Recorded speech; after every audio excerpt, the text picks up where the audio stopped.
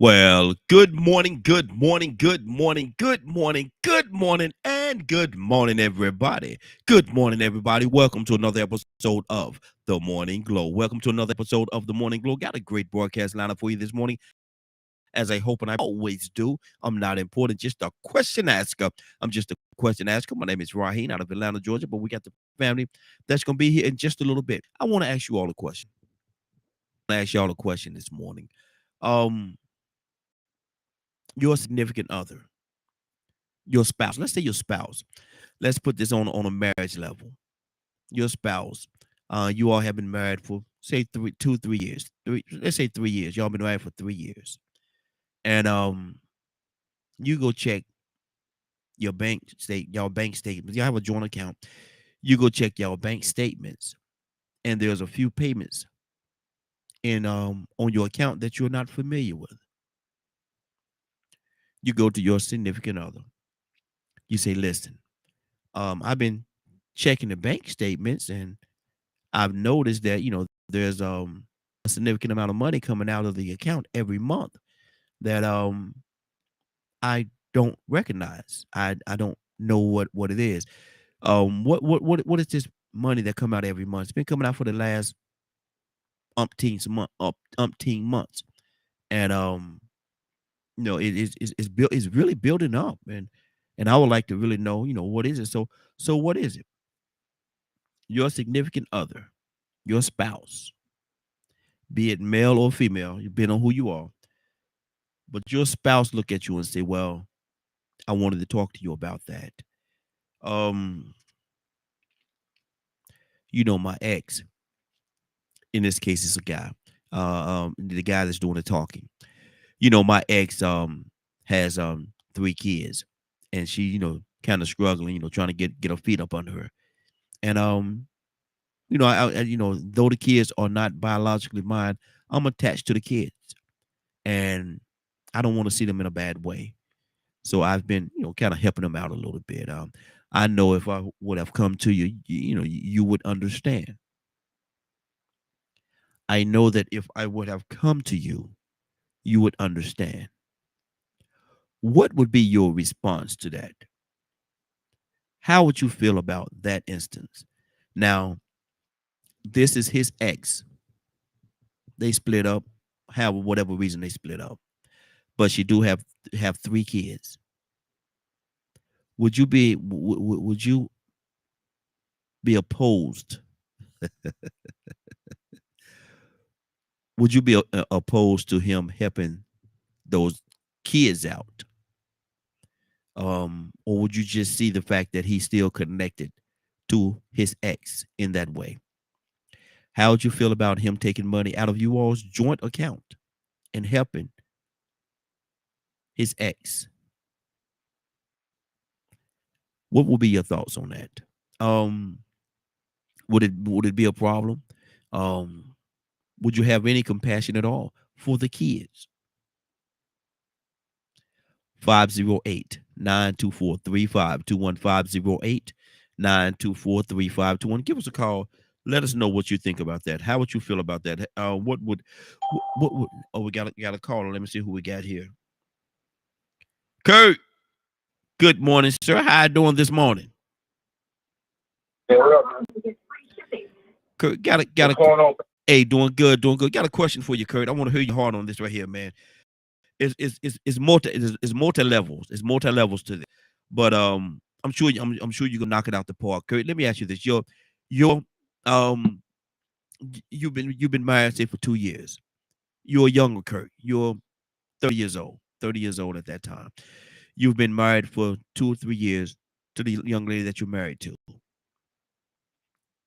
You go to your account. Y'all have a joint account. You go to your account, Kurt, and you look at the account and you realize, hold on, there's some money that's been coming out this account for months now. What the world? What is that?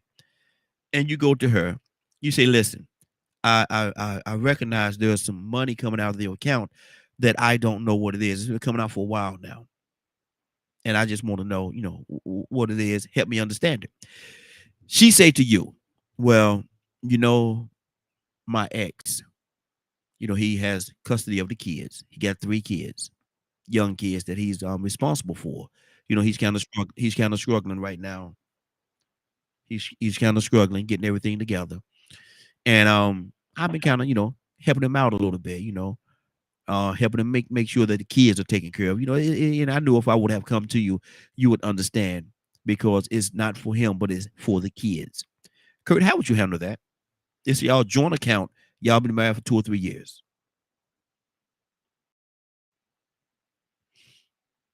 Hold on. So she giving him money Out of you all's joint account. because he out of our joint account Yeah. because he done hit a hard rock. It's been going on for He done months hit a now. hard. She's been giving him money out of you all's joint account for months because she says she's her story is she's attached to the kids. Naturally they're not her biological kids, but he had the kids. When them two got together, he had the kids, and she formed a bond with the kids.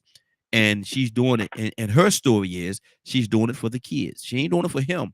She's doing it for the kids. Okay, so if you was doing it for the kids, then why I don't know about it? Come on. I love kids too. Mm-hmm. I love kids too, Mm-hmm. and I'm the type of that if you come to me and you tell me, look, that's what's going on, blah blah blah blah blah, this, that, and the third. And I really, I'm tight with those kids. I'm connected to those kids. As a man, I'm gonna respect that. Mm-hmm. So it means to be in a blended family. Mm-hmm. If me and my wife, God forbid, if me and my wife was to split up, separate the day of tomorrow, that ain't gonna change my love for her kids, man. Mm-hmm. Mm-hmm. I'm connected. Yes. Mm-hmm. So if I was to get involved in another relationship, my next relationship is gonna have to understand that my wife's kids will probably call me every so often, Mm-hmm. maybe even come and visit me. Mm-hmm. You know what I mean? So, but the fact that she did that, whomever it is, the fact that it was done without informing the dude, that spells a recipe for disaster, and we're gonna have a problem. Mm-hmm. Mm-hmm. What would it do? What would it do with your trust element that you have for her? I don't know if it would violate my trust element because I'd have to find out exactly what's going on. See, I'm not one to just automatically take trust away from people. Mm-hmm. I want to know exactly what's going on. I need to know facts. So, like I got a homegirl that she her man, one of her boyfriends broke up with her because she was still not out of joint account. She was still helping her ex, Mm-hmm. who was trying to start a business. Wow. Their relationship forward. They wasn't even, it wasn't nothing physical, nothing like that. She had a lot of respect for the dude, a lot of admiration for the dude that helped her through school. See, we get so busy caught up on this mine and this mine and that's mine and this belong to you and that belong to me that we don't even take the time to even look at the whole scenario. We're just thinking about what we think belongs to us. Mm-hmm. Well, in my homegirl case, dude didn't take the time to think that that her ex is the main reason why she got her doctorate degree. Mm-hmm. He paid for that. Okay. You know what I'm saying? Her main reason why she got her own business. He paid for that. Mm-hmm. So when he hit rock bottom or whatever, hard times, he felt a need to extend a hand. Mm-hmm. But at the end of the day, this is school. End of the day, you know what I'm saying? This dude paid for my books when I couldn't pay for them. Yeah. You know what Yeah. I mean? So sometimes you gotta evaluate the whole thing and not just the the superficial stuff of this is mine. But in Mm-hmm. this scenario you gave, no, we got a problem because I'm not the dude that you should have felt like you had to hide that from. Good deal. Good deal. And we're gonna go to more levels on this situation. But let me go. We got our Badger. We got Ryan with this. Badger, I'm asking you the same question, man. You're dealing with this young lady. You're a younger Badger. You're say 30 years old at that time. You're 30 years old, and you realize that some money has been missing out of you all's account, joint account for months. You go to the young lady and say, look, some money's been missing. A lot of money's going out the account every month. I don't understand what it is. What is it? And she said, well, my ex, he had them three young kids, and he ran into a hard situation, some hard times, and I've been kind of helping him out a little bit, so the kids would be okay, and they would have the things that they need in the household. Um, I know that if I would have told you, you would understand because it's not for him, but it's for the kids. Badger, how would you respond to that? How old do you think I am? Mhm. I just doing a number out there, brother. I know, I'm but I'm picking. um, Um, mhm, it's I don't know. I wouldn't get that upset about it, to be honest, mhm, because if this would be like my wife, right? This yes, younger, yes, yeah. If my wife is doing something like that, I know she knows the main things I'm on, and I already know my wife would tell me anyway, mhm. No, because but, that's let's stick to the scenario. In this I don't scenario, she didn't tell you. She didn't tell you. You knew nothing about it until you checked the account and realized months this money has been coming out. So I'd be looking at the money and after paying bills or whatever, and just walk up to her and go, "Is everything all right?" Because Mhm, I have trust. mhm, So, and then I'm seeing that I need to know if I need to call the bank to see if someone's stealing from our account or not. mhm. And I'm I'm assuming that at that point she'd tell me what's going on, and I would go, okay, as long as we need to make sure we have enough for this, this, this, and this, we're good. Mhm. So it wouldn't be an issue at all. No, I'm not. It's kids. Mhm. The moment I hear I'm helping kids, because I know how many kids aren't being taken care of in this Mhm. society right now. Mhm. Okay. Okay. Okay. So I guess it it's another one of those scenarios of So was it wouldn't be an issue at all that she kept it away from you or just didn't tell you at all. And only way you found out is, and how, only way you found out is you checked the account and months you track back and it's been months. Say it's been 6 months she's been helping you her said it's a ex. joint account, right? It's a joint account, both of y'all's money. Which means either one of us can spend money out of it. Yeah. Yeah.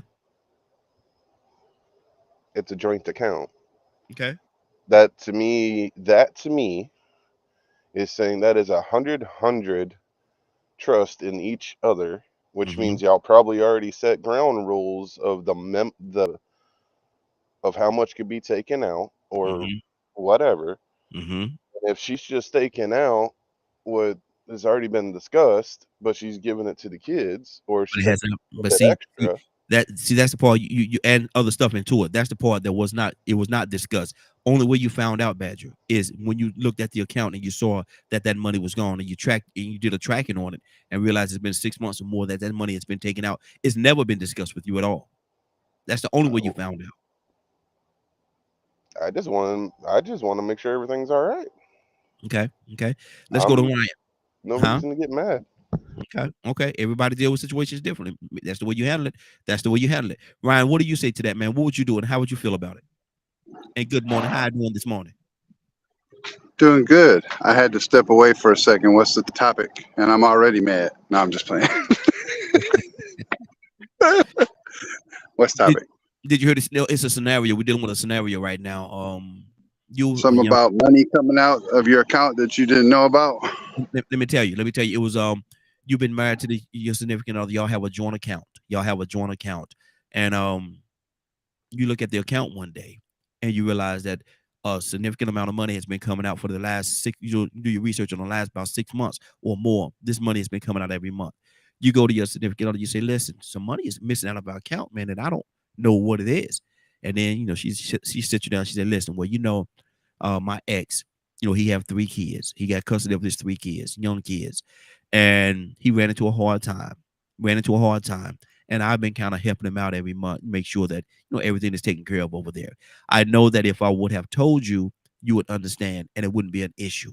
But that's where the money has been going. I've been helping my ex, make sure the bills are taken care of over there." How would you feel about that, Ryan? Are they her kids? No. Okay, well, he's your ex for a reason. Why are you giving him money? That's just being real. That would be my instant response. You left him for a reason. Those are not your kids. Why are you giving this dude money? What else you giving them?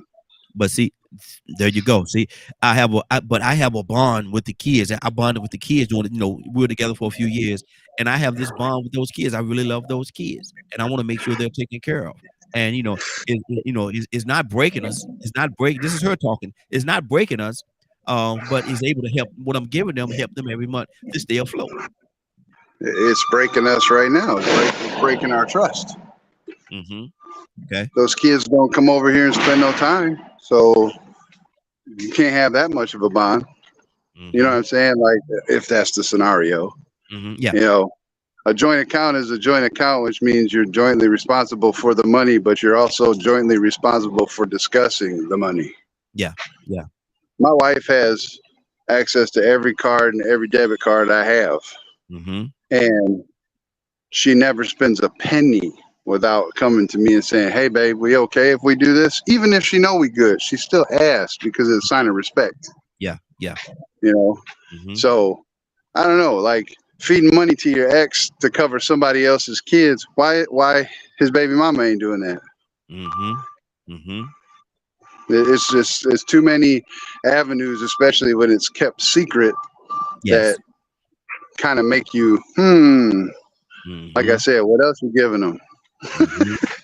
Yeah, and see, that's what a lot of people. That's how they would think, man. Okay, you giving them all this money. What else are y'all doing? Every now and then you end up missing a little bit. So where you been? What you been doing? And why you think it's okay for you to give money out of our joint account? That's how. Right. Why are you working so much overtime? Yeah. See, and that's the thing. But my thing is, and let me go to Kurt, and then we go back to Kurt too, because this is a lot, man. It's a lot to deal with, and it's a lot for a person. Rather they have it depends on the person's level of maturity, how they deal with this situation. But I don't care how mature you is, it's going to put something in your mind. It's really going to put something in your mind. Kurt, what do you say to that, brother? It's so much going on here.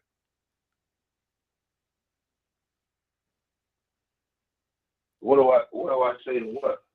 This whole scenario, man. There's so much going on here, man. And like Ryan said, man, you're giving him all this money. What else might you be giving him that I don't know about? And so it opens up the door to a lot of different thoughts. Open up the door for a lot of things to play in your mind, man. So what were you with it? I'm in the space, man. I hate to let the devil play with my mind, brother.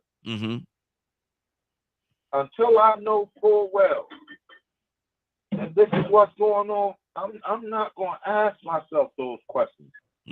Because from a human perspective, bro, I'm going to give I'm not going to let the devil play with my mind like that, bro. I'm just not going to do it. Now, some people in here, they might go there. At the end of the day, look, let me just let me call a spade, man. I don't know where else men get the idea that we got and she belonged to us. She belonged to God. It's yours on retainer. When God ready to take her away from here, He's gonna take her away from here. Now, I understand that the Bible say, you know, a man leave his mother and father and cling to his wife. One and one, when two are joined, they become one. I get all that. I can stand on that. But at the same time, man, you cannot open, if you in a committed relationship, you should be working harder to remove any interaction that the devil could have to separate you from your woman. Mm-hmm. Right? Mm-hmm. And you're thinking, well, what else did she give? You know what? You've been thinking that for a while. Let's just keep it all the way a buck. You ain't just start thinking that when you found that account. That was already planted in your mind somewhere, somehow, somewhere. But Kurt, how okay, even if that's the case, Kurt, and that you're absolutely right. That could very well be the case. But when you find out this, does that add fuel to that fire though? Because all that do is justify your illicit thoughts. It don't add no fuel to no fire. The fire was already burning. The fire was already fueled because you was already questioning if she was being loyal to you from the start. If you check that account for 6 months, if you took the time to check that account. Now let's be clear with it. Now, only reason you checked it for 6 months is because you looked at it. You looked at the account for whatever reason. You looked at it, not because you were suspicious. You just looked at the account for whatever reason. Then you recognized that there was something wrong with money coming out. You didn't do it because you were suspicious. You didn't do it for none of those reasons. Maybe you went to buy something. You want to make sure that the money came out for what you purchased. And when you looked at that, that's when you discovered. Because for 6 months you didn't know. Okay, so if you had something to say about it the first time you recognized it, then I can understand that. But if you went on an I Spy Inspector Gadget type of thing,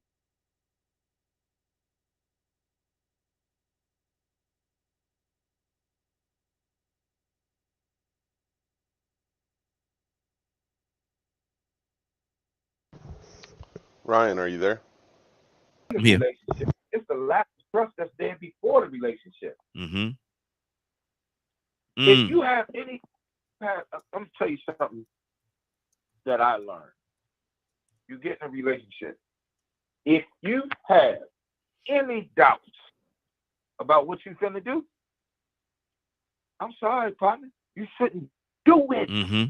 That's true. If you have any doubts, especially about a committed relationship where y'all gonna be sharing bank accounts, y'all might wind up buying a house together, this, that, and the third. If you have any doubts about that relationship, you should not get involved in it. But I feel you.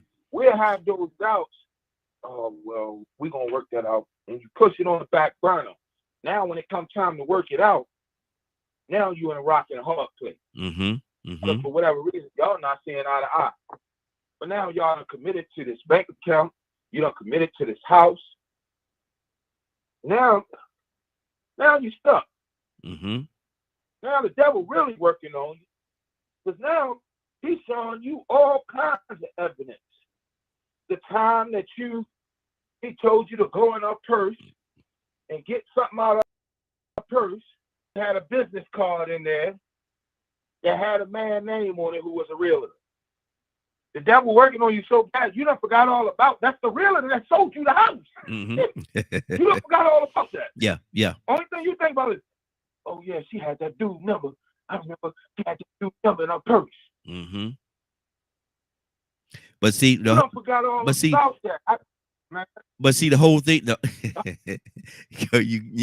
you on fire this morning. You on fire this morning. But the whole thing about it is this right here, Curtis. Like I say, he stumbled upon that information. He didn't go looking for it, or maybe he didn't even know that there was an issue at all. This created the issue when he saw that money was missing, and he did a little research. He said, "Man, hold on, let me go back. Okay, next month, the month before, the 6 months or more, this amount of money has been coming out. Man, hold on now." Baby, somebody robbing us. Somebody robbing us. Like Ryan said, somebody robbing us, man. Somebody taking our money out of our account.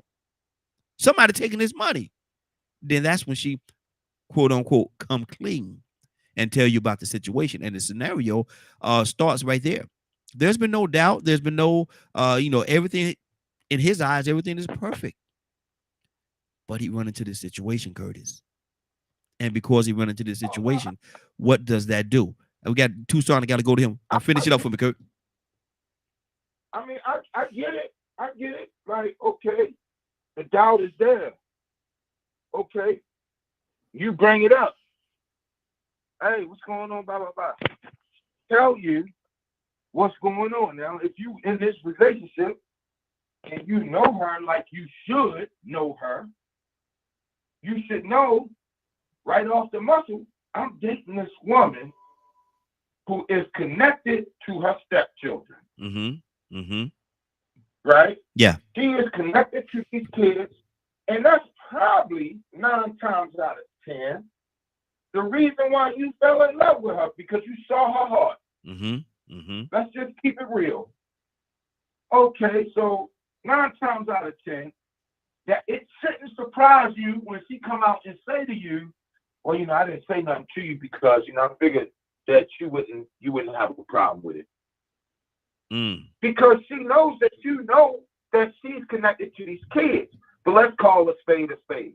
The reason why something is wrong with it is because it's by an ex-boyfriend. Mm-hmm. Yeah, yeah. The kids belong to an ex-boyfriend. It has absolutely nothing to do with the fact that the average male is upset about that. It has nothing to do with the fact that she's connected to the kids. Mm-hmm. Wow. We completely ignore the fact that she's connected to these kids. And when you asked her about it, she told you, I'm connected to these kids, which means you knew the day you hooked up with her and said, look, you're going to be my lady, I'm going to be your man, blah, blah, blah, blah, blah.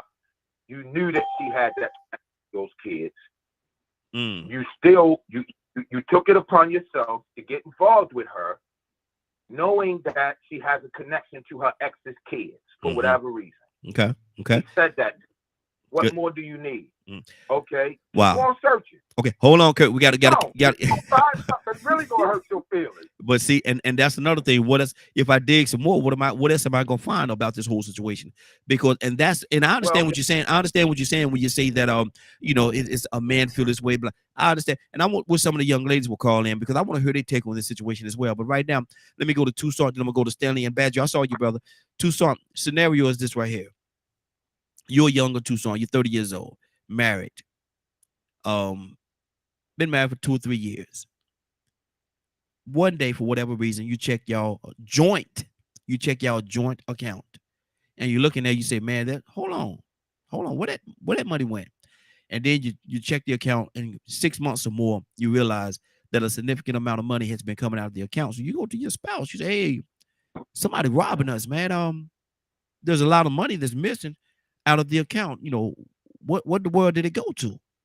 And then she sits you down. She said, "Listen, I wanted to talk to you about that. I got the money out myself. My ex, he got 3 kids. He got custody of the 3 young kids. He ran into a hard time. I've been helping him out. And I've been giving him the money to make sure that." Stop right there. Stop right there. Well, it's for the kids. It's for the kids. I want to make sure that the kids are taken care of and make sure everything is okay with the kids. Maybe I should have told you, but that's where the money has been going. Tucson, how would you feel about that, and what would be your response? Well, I'm a rational type of guy, and I love children, and I like to do what's best. You tickle me right, but you got one today because you just gave her the invitation to pack her clothes. For real. Lord, hold on. This your wife, man. This your wife now. I know who that is, but she more his wife than mine. So when he come and get you, so y'all can help them children, his children. So y'all, right? yeah, they're his children. Not ours. No. I love children now. Don't get me wrong. But that's kind of jacked up.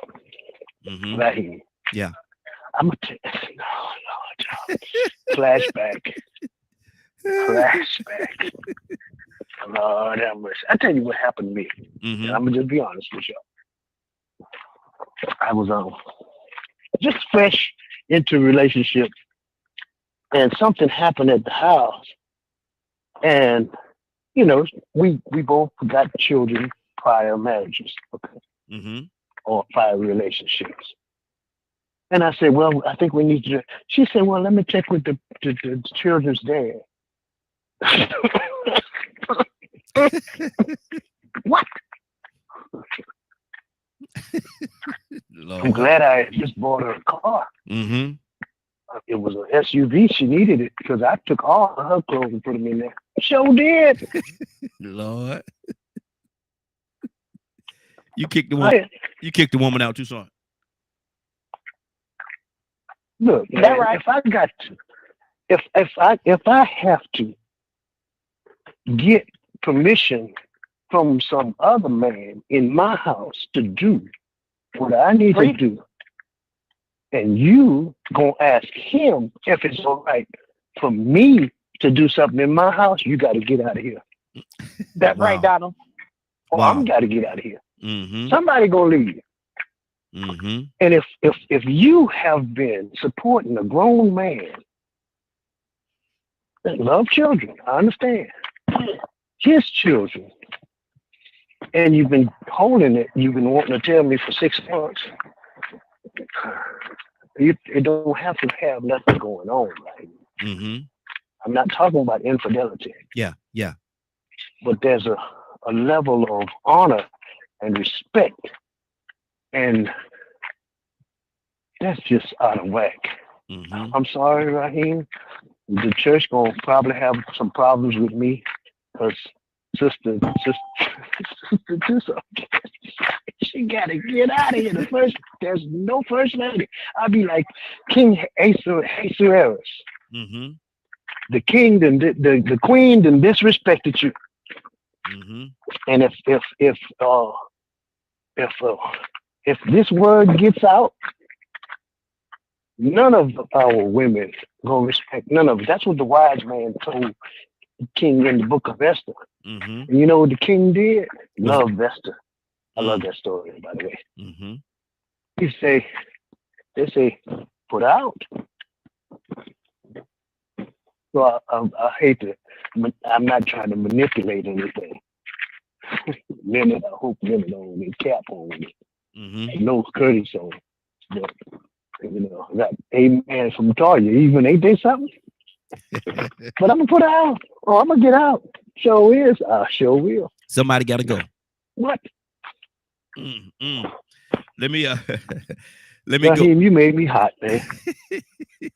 Hey, that's a good thing, man. Get that blood stirring up a little bit. That's good.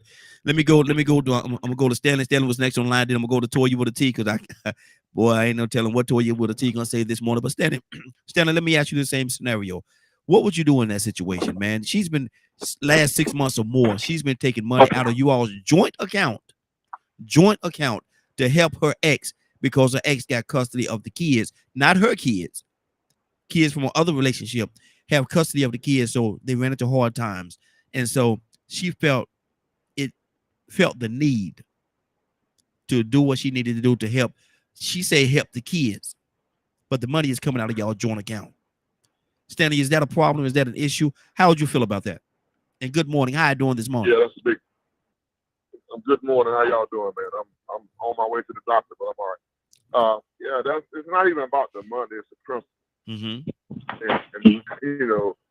because first of all, if you didn't tell me or ask me about it, that means there's something going on anyway. And second of all, if you don't know what's going on in your bank account for 6 months, that's another problem. It should have took you 6 months to see that money was missing. Yeah. But for her to do it without even acknowledging the fact that, hey, ex-boyfriend, first of all, she ain't gonna been doing it for an ex-boyfriend. You should have never brought him in the picture. A friend of mine got kids, had a problem.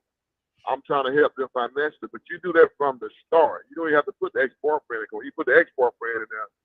That for that title, everybody know that there's always that one person in your history that you have a relationship with that you still think about sometimes. And that's probably the deal with her and him. He's probably the one that she think got away. So she's gonna do all she can to help him. So like I said, it's not about the money, it's the principality of the thing. that you don't do that. Mm-hmm. And I'm like, too, son, you know, I would have said, well, okay, that's fine. Y'all can take that little bit right there, but I got your bags back. And if he can't come get you, because he had a problem with money for 6 months, he probably don't have good transportation. So I would drop you off over there to him. Mm. But you can't stay here with me no more. Wow. So it's the principle, man. Just talk about those things. If you really want to be in that relationship, Mm-hmm.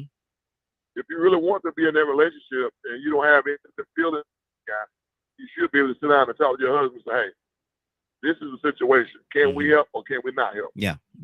Mm-hmm. And that would have got that, you know. But see, how would you feel about her even saying that, I know you being the man that you are, you would understand? Is she trying to manipulate you at that point? No, that's all 100 right there. Because like I say, if we marry and we in a relationship and we plan to be together, no matter what type of attitude or temper you think I've got about the situation. You know, because if you come to me with it, I can understand that better than finding out that you've been doing behind my back for 6 months. Mm-hmm. That just added fuel to the fire. There's no way we could be together after that. But see, Anywhere in the world. see, and that part right there too, even that part right there, even if she come to you with it, would that spark some things in your mind though? Even if she came to you before, she say, look, we got this situation, blase, blase. We got this situation. And speak about her and her ex with the kids. And I want to help. Can I help? Would that spark something in your mind? Wait a minute, why would you even consider something like that? Me and you supposed to be together. How would you feel about that part of it? It's going to spark something, but you have opportunity to explain the situation. Mm-hmm. It's not about him. It's about the children. Mm-hmm. So, you know, that might help you get your thoughts to the process. Okay, well, we're going to do this. If you need to do this, we're not doing it for him. We're going to do it for the children. Mm-hmm. Some men can accept that. You know, some men can't, but some men can, okay, so, well, we can help the children. Yeah. But going behind somebody's back, especially when you're dealing with money, man. Yeah. For black men, 3 things you really don't, you know, money, sex, and their mama. Mm-hmm. Yeah. Those are 3 things that gets black men, you know, sparked up. So even though she might have thought that he had a bad attitude or might have told a tantrum about it, it still would have been the best scenario, you know, to approach him with it. Because I would rather for you to come to me with something than me find out 6, 7 months later that you've done it. Yeah. So sometimes they don't go back on certain things, man. Mm-hmm. Exactly. You know, that's good. So that's like a woman. I know some women that went in their husband's checkbook years ago and got checks from their bank. They wrote checks from the back of his, you know, of the check, but they weren't on the joint account. Mm-hmm. So they would go in there and get checks from the bank and write checks, and then, you know, hope that he didn't find out. So it's this stuff been going on for years, man. Wow. 508-924-3521. 508-924-3521. What is your thoughts? How would you handle that situation? Would you be understanding? Would you have compassion for the kids? Would you say, oh, it's for the kids? Oh. Toy, you want to talk to me. What would you do? You said, wait a second. You said the ex got the kids? Yeah, the ex, he got. Now, they're not her kids. They're whole man? Yeah. Well, see, in your scenario, yeah, the ex have the young lady have the kids, but your significant other say that, you know, I've been taking money out of the, you know, you found out, yeah, I've been taking the money out of the account for the last 6 months because she got them 3 kids over there. I'm attached to the kids, and I wanted to help the kids because she ran into a little obstacle. She ran into some things, and she wasn't gonna be able to do what she needed to do to take care of the kids. So I've been taking his baby mama, mm-hmm. and he went in my account mm-hmm. and got my money out without me knowing. Now it's your joint account. Now it's a joint account. Both y'all. Oh, it's both our accounts. Yes. But see, this reminds me of a TikTok scenario that I saw where it seemed like the female didn't work.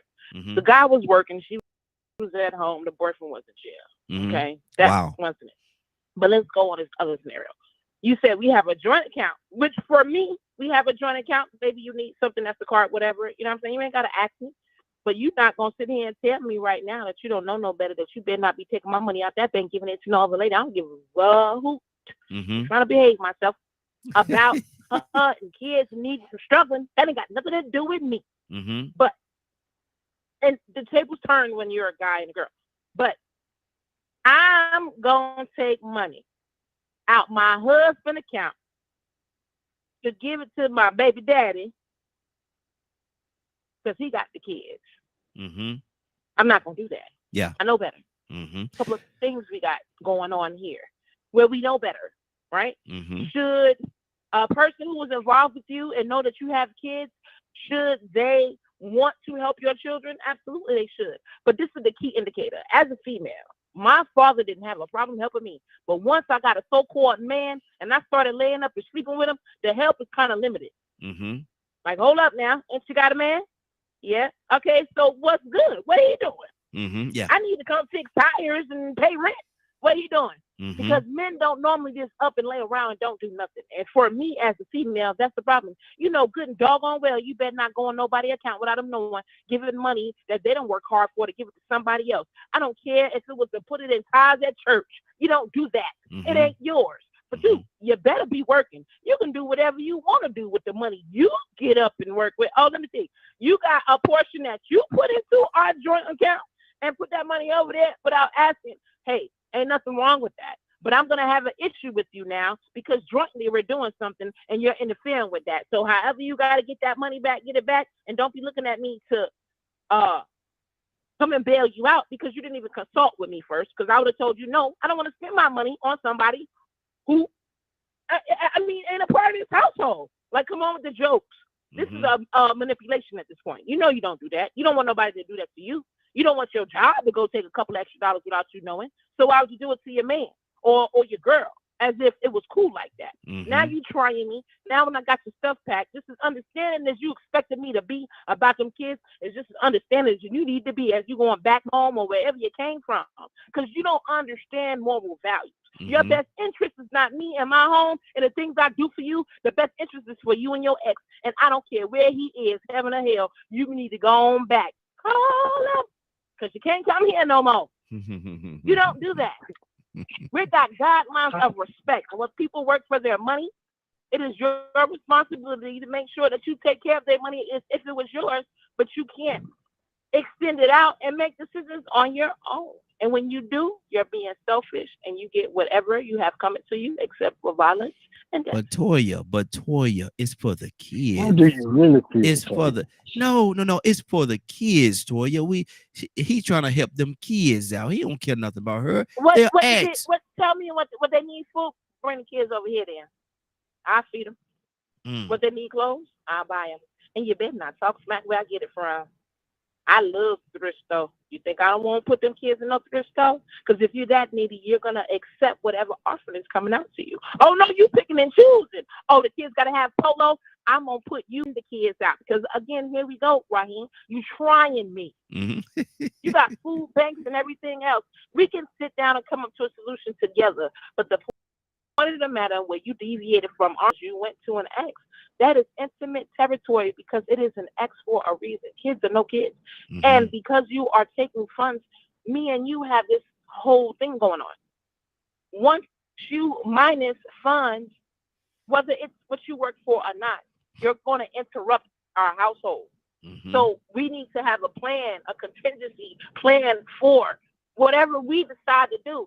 It ain't no just you. That's a joint bank account, not a just you bank account. It's not, we just said that. It's not a personal bank account. Joint, that means two. Yeah. So no, you do not have the right to do that when it's joint because it's two of us. And again, another key factor is the individual working, Raheem. Yeah. Because if they're not working, then we listen. Poker has restarted. Hold on. Now you're not working. It's joint account, and you're taking my money, and you're not working. Like Toya, hold on. Don't you go to us since I got to move on. But hold on, girl. Look here, you keep that fire. You on fire this morning, but I ain't know this topic was gonna be as heated as it is. Badger, talk to me. You said you had some a minute ago. Badger, what's on your heart? Because Badger said he don't have an issue with it. I'd be more focused on, based on social media and most of the responses to hearing on the show today, I can understand why the woman wouldn't even want to bring it up to begin with. but she's still wrong. Whether she want to bring it up or not, she's still wrong. But go ahead though. Finish your thought, brother. I don't want to give you your thought. Go ahead. I guess that's the difference, because to me, just because she didn't mention it, but she's just taking care. She's helping out, taking care of kids. That's why I don't have an issue with it. Mm-hmm. I'd be more interested in, did you think I would freak out or something if you told me, or that I would say no? Mm-hmm. I'd be more worried about how my actions led her to not trust me enough to help those kids. Mm. What have I done that led her to not trust me? It Wow. goes to that scenario, to me, is really jank, because I've been sitting here thinking and listening to everything, and I'm like, if this is a relationship and you've jointed everything and y'all talk about everything, but she goes and does this, that gives me the impression that she didn't think you'd be willing to help. Mm-hmm. So basically, it's your fault because you led her down the wrong road and thinking that she couldn't trust you. So she wanted to go ahead on and just get that money, not tell you, get that money and help them people, because her heart is in helping people, especially the kids. And so it's your fault because of the fact that you led her to think that she couldn't trust you. It's your fault. Is that what I'm hearing you say? Yep. Wow. And that's the thing. I'm not like most people. I hold myself accountable, and I believe in having an open conversation relationship. And if my wife is not open to tell me something of that nature, and I find out the way I've had to find out, that gives me the impression I've done something wrong to where she thought I wouldn't be willing to help children. Would you be hurt in that she felt that she couldn't come to you? Would you be hurt behind that, or would you be more I'd be hurt? mad at myself. Wow. But, and so I understand there's going to be a lot of people that are going to get their panties in a wad and upset about everything. I'm not everybody else. I was smiling when I heard what Kurt said. I vibe more with the way Kurt would handle it than I would anyone else so far, because there's more to it than just that. I'm not going to automatically assume that the person's cheating and all this other stuff. I'm with her for a reason, which means I've had to trust her for some reason. Because if I'm marrying someone, I'm going to trust them with my heart and with my soul and my mind and my body. Do people deceive other people? That's possible, yeah. Okay. And if I fall for it, okay, that person's done me wrong. What do I hold myself accountable, need to work on to not fall for it again? I talk about accountability all the time. I'd be more, the thought of cheating and all that other stuff wouldn't even cross my mind, because I'm sitting here going, why wouldn't she trust me in this scenario? Accountability. Let's talk about accountability. And that's a beautiful word if applied properly. But does that work both ways, or is that a one-sided thing? It's both ways. She should have been accountable and came to me, but there was some kind of lack of communication on both sides. Exactly. Let's go to Stanley. Stanley, what's on your heart, brother? Yeah, what I was saying, that sounds good, Basher, but if the relationship was like that, then it wouldn't have been a problem for her coming to that person and saying, hey, this is what I need. The biggest thing, I think, is the ex-boyfriend part of it. If it was just a neighbor or a family member or someone at the church, someone that she knew that needed help with children, I don't think it would have been a big deal. But she still should have. The principle is, took money out of our account, and it says that. But by being an ex-boyfriend, that's the problem. Because you took money out of our joint account to help your ex-boyfriend with his children. It's not even about the children, it's the fact of the ex-boyfriend part. Because how many people you know that are going to go out of their way to help an ex? Most of the time, that's why they're ex, because the relationship wasn't working. You understand? So if you go back to help an ex, that really means that there's something else going on with that relationship that's unfinished. That's how I look at it. It's not even, sometimes it's not even about the cheating part, it's just the fact that you can't even let go of the ex-boyfriend. Because if you have to go out and help him, you know, you don't have no family members, you don't know anything about how to get the help through the system. So he got to come to his ex to get help. If she's taking money out of a joint account for the household and not let her husband know, and that's a big problem. Exactly. Toussaint, talk to me. Ryan, coming to you next. Oh, so and it's my fault. I need to check me. Yeah, he says it's your fault, man, because this woman did not feel as though she could trust you enough. You know, you let you know, she didn't feel like she could trust you, man. No. Let me tell you what's a part of my life and my marriage relationship, however you want to say. I have at the beginning made it clear that I have one daughter that's not my biological child. I met her when she was 2, her and her mom, and came into my life. And from that, we had 2 more children. That's mine. But that's when we met, I took that child in my life. And from that point on, she must be about 30 something now. That's my child. I made that clear at the beginning. Yeah. That's another child that's in my life, and my wife knows it. She needs something, just like the rest of the children. I'm gonna be there for her. Yeah. That's not a secret. That's not something that I'm keeping from her. But if I'm going to some other woman that I have not let my wife know that I'm supporting them in any kind of way, she should put paperwork on me. I won't blame her. I'm gonna throw a guilt trip on her because I'm acting a fool. Yeah. I wish I was concerned for just a minute. Wow. Ryan, talk to me, brother. No, man. No. No. I mean, I understand being sympathetic. I love children. There's avenues to help kids that parents are suffering.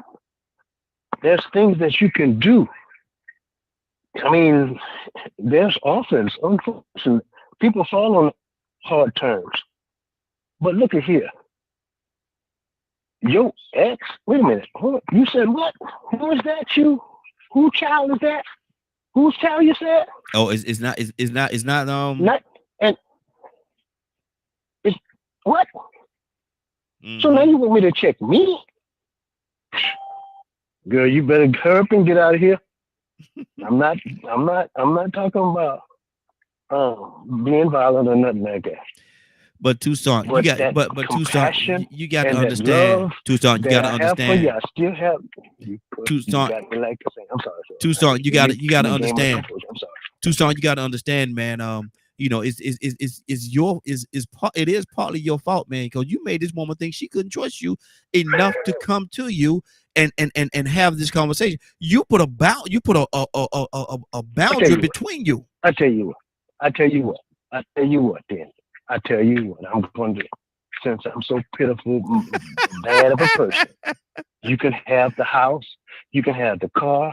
You can have all the clothes that I can't put in this bag. Because I'm going to get the heck out of here right now. Wow. I'll walk out. 508-924-3521. The phone lines are open.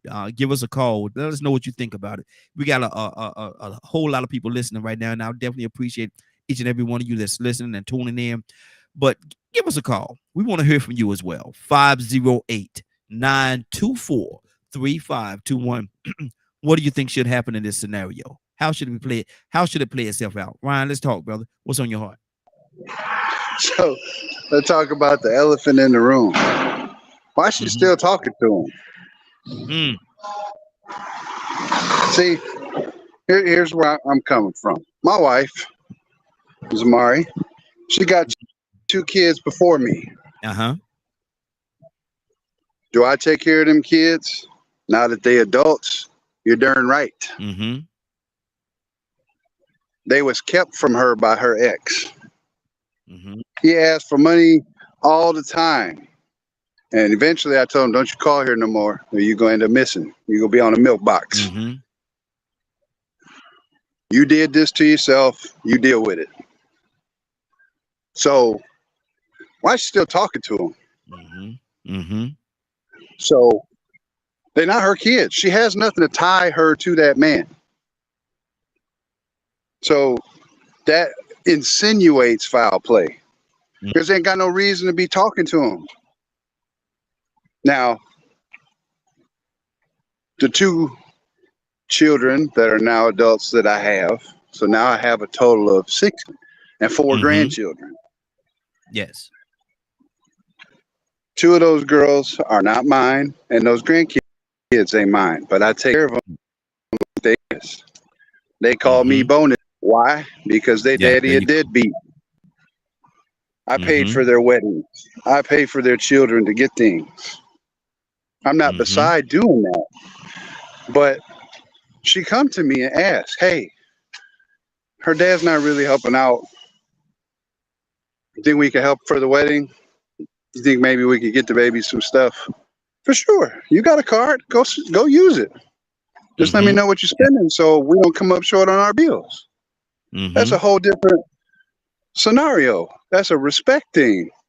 It's not about whose money is whose. It's respect.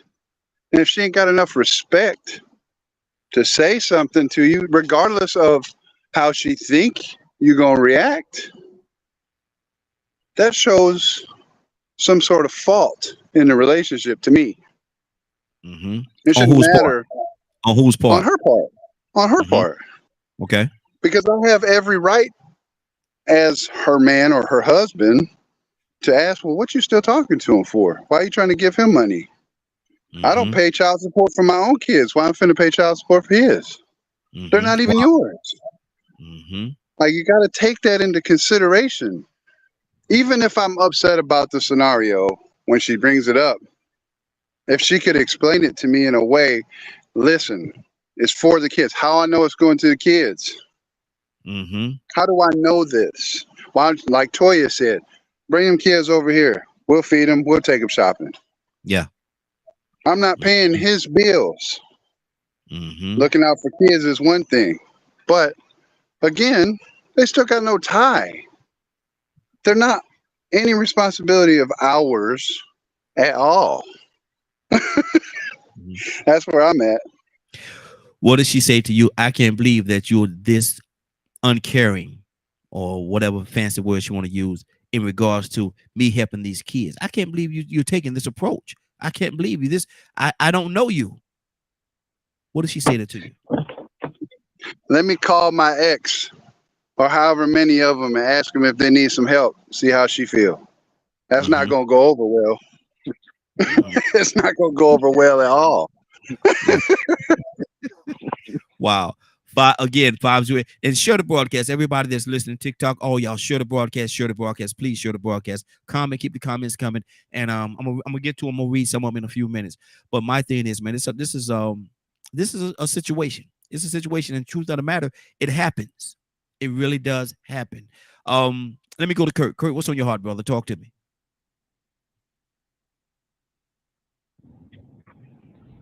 I really don't have too much to say. This sounds like a classic case of 2 people getting together who really did not take the time to get to know each other. I don't have anything to say, man, because I don't want to sound disrespectful. To me, it's childish.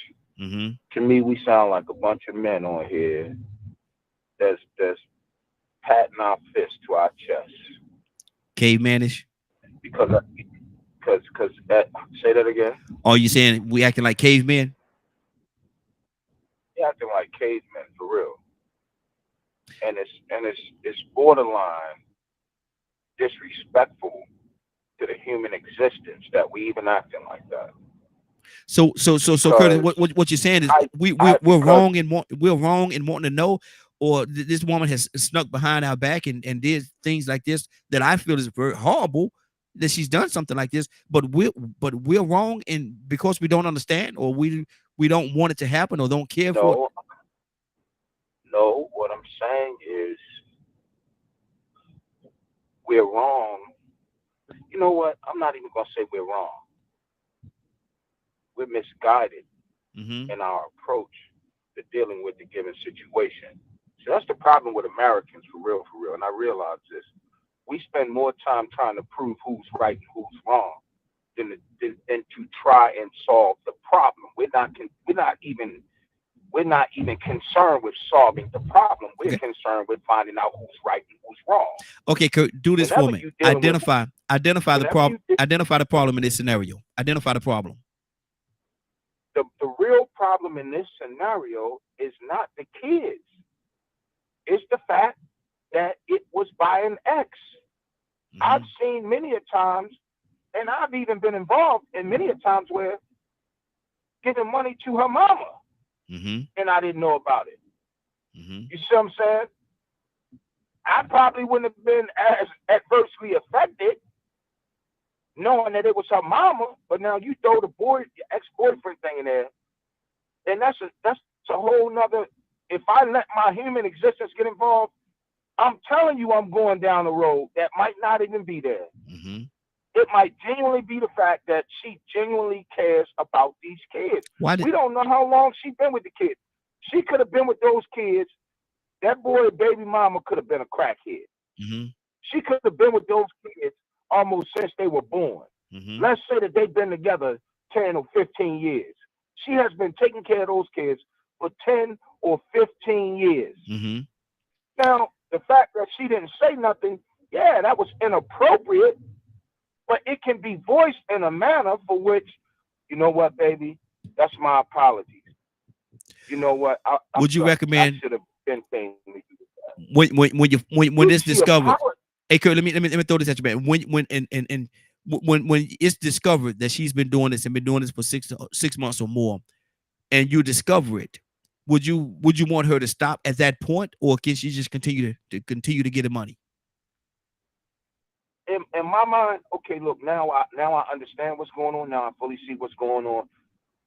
I might say, okay, look, well, I tell you what, I might go with what Ryan said. Like, okay, look, whenever they need something, you see what I'm saying? Get them over here. We're going to go on and take care of that ourselves. Right? We'll do that together. Because obviously, he done hit a spell where at the end of the day, these kids going to need a father just like they're going to need a mother. You see what I'm saying? If you love them kids just that much, and if I so-called saying that I love you just that much, then I got to love what's ill about you. I gotta love the things that I hate the most are the things that I should love. When we're talking about real love, let's talk about real love for a second. Let's talk about real love for a second, Curtis. What if? Let me throw it. Hold on, okay. Let me throw this at you, and we gotta move on. We got. I'm gonna let you finish up. Then we gotta move on because we got quite a few other people that's holding on. But let's talk about real love for a second. Let's talk about that part for a second. What if you find out and say you took the approach? You're gonna stop doing that. You're going to stop doing that because you're taking money out of our account, and that's not right because we both work too hard to get to where we are. And you're going to stop doing that. You're going to stop that. It stops right now. And then, y'all have y'all words, blah, blah, blah. And then you say to her, listen, either you stop doing it or you have to leave. I have to leave, or we're not going to be together. And then she look at you straight in your eyes, Curtis, and say, well, it's been nice while it lasted. But whichever one of us has to leave, it ends today. What does she say that to you? You give her an ultimatum, and she picked the other side. What do you say to that? Then it ends today. I'm cool with that because I love you. That means that you're leaving me because you're trying to be happy. Let me tell you what y'all have done, and I'm going to say this. I'm going to tell y'all what y'all have done. and I'm grateful for it. I thank each and every person on this phone. Y'all have let me know just how special of a wife I have. Praise God. Thank y'all. Okay. Ooh, Jesus. Stay right there. We're gonna go to Toya with a T. Ibrahim, I know you're there, brother. We're coming to you next. Toya with a T, what's on your heart? I mean, Lord. so I just want you to communicate with me that you're gonna go in my account and get this money. I just want to know what the problem is. I need for you to communicate with me that you're about to go into this account every month to do something that is not for our household. That's called building trust. In order to keep transparency, that means I always got an open flow. And you got to give me the opportunity to say no. Yeah. You got to give me the opportunity to make that choice and decision because it's joint. So how is it your fault? How is it? So you went in my account, didn't tell me, even though it's not a problem. But my thing is, we normally communicate about everything else. This is what I'm going to assume. But if you didn't this time, why not? You've been doing it for 6 months. Why not? And then I'm supposed to think that it's my fault. Oh, I did something for you to not want to talk to me. Well, listen, let me tell you something. I'm going to let him hold your car because I felt like he needed one. It was for the kids. I'm going to let him hold some booty too because you wasn't here. You worked too much. And it was for the kids because he felt like he was stressed out and he needed something. So I gave him to him because he said it was going to help him with the kids. Everything is all about the kids. You love them kids so much that you going to disrespect us. And we got on. So you don't love me enough to say, hey, baby, listen, this a deal. Boom, boom, boom. You're just going to do what you do. And I know everybody on this line know we wrong. Stop playing, yo. Stop. These are the things that people take and they play with and they manipulate people's emotions and they sit up there and try to act like you don't know what's going on. No, it's not my fault for wanting you to communicate with me something about our money. No, it's not. No, it's not. No, I'm not going to think it's my fault that you don't want to come talk to me. The fact of the matter is you were scared, especially a G like me. You were scared to twitch your lip and open up your mouth and come ask me, can you give $300 a month to your baby daddy, your baby mama for the kids for the next 6 months? Because you knew I was going to tell you no. And you said, I'm going to do what I want to do and I'm going to get it done anyway. And that's why I ain't say nothing. And I'm going to continue to look at you crazy. We're not talking, nobody said anything about nobody doing anything nefarious as far as cheating. That's not the point. The point is you didn't communicate with what you're doing outside of your household. We're not talking about you taking it to go buy groceries, you're going to buy gifts, you're going to do something for the household. That's not what we're talking about. You're doing something different. So it's okay for the kids, but not the mama. What? It's okay for kids, but not the brother. What? I mean, I'm just saying. I think we need to focus on the consideration that we're talking about. And even if it is okay with you, for me to be your girlfriend and go in your account and take money out, the reason why we grow and get experience is because we know everybody can be trusted with that responsibility. And if you have someone who can be trusted, then yes, you are blessed. But we've learned through experience that sometimes people will get you and you have to be cautious. Yeah. And when you see patterns, you need to be aware. And the first time that you do that and you break my trust because it's something that you don't ordinarily do and you didn't say anything, I have to now remember that because you can be naive all you want to. If you look up one day and there's no more money in that account and two people are off together, don't look like confused because sometimes, just sometimes, when people lack the ability to communicate with you things that they're going to do, it normally means some mistrust and betrayal is going on in place, and there could be more down the line. Just saying. Exactly. I'm gonna do two things before I move on. We're gonna go to Ibrahim, but I'm gonna do two things, man. I want to invite everybody. If you're in or around the Atlanta, Snellville area, make sure you make your way out to the South Gwinnett High School. We're having the second annual Redeemed Awards. I'm gonna put some information on the screen where you can actually get your tickets. It can start at 8:00. Doors open at 7. It starts at 8:00. The second annual Redeemed Awards, a great award show, all the bells and whistles, everything that you want. There's gonna be some surprises there. So but I need you to be there. I need you to be there. So if you're available, if you don't have anything to do this Saturday night, make sure you come out to the second annual Redeemed Awards. Now, second thing I need to do is say, Mama, good morning, Mom. I see you over there, baby. I see you watching. I got to do my shout out to my mom. I got to do that. Now that we've done that, love you, baby. Now that we've done that, Ibrahim, good morning, sir. How you doing this morning? Hey, good morning.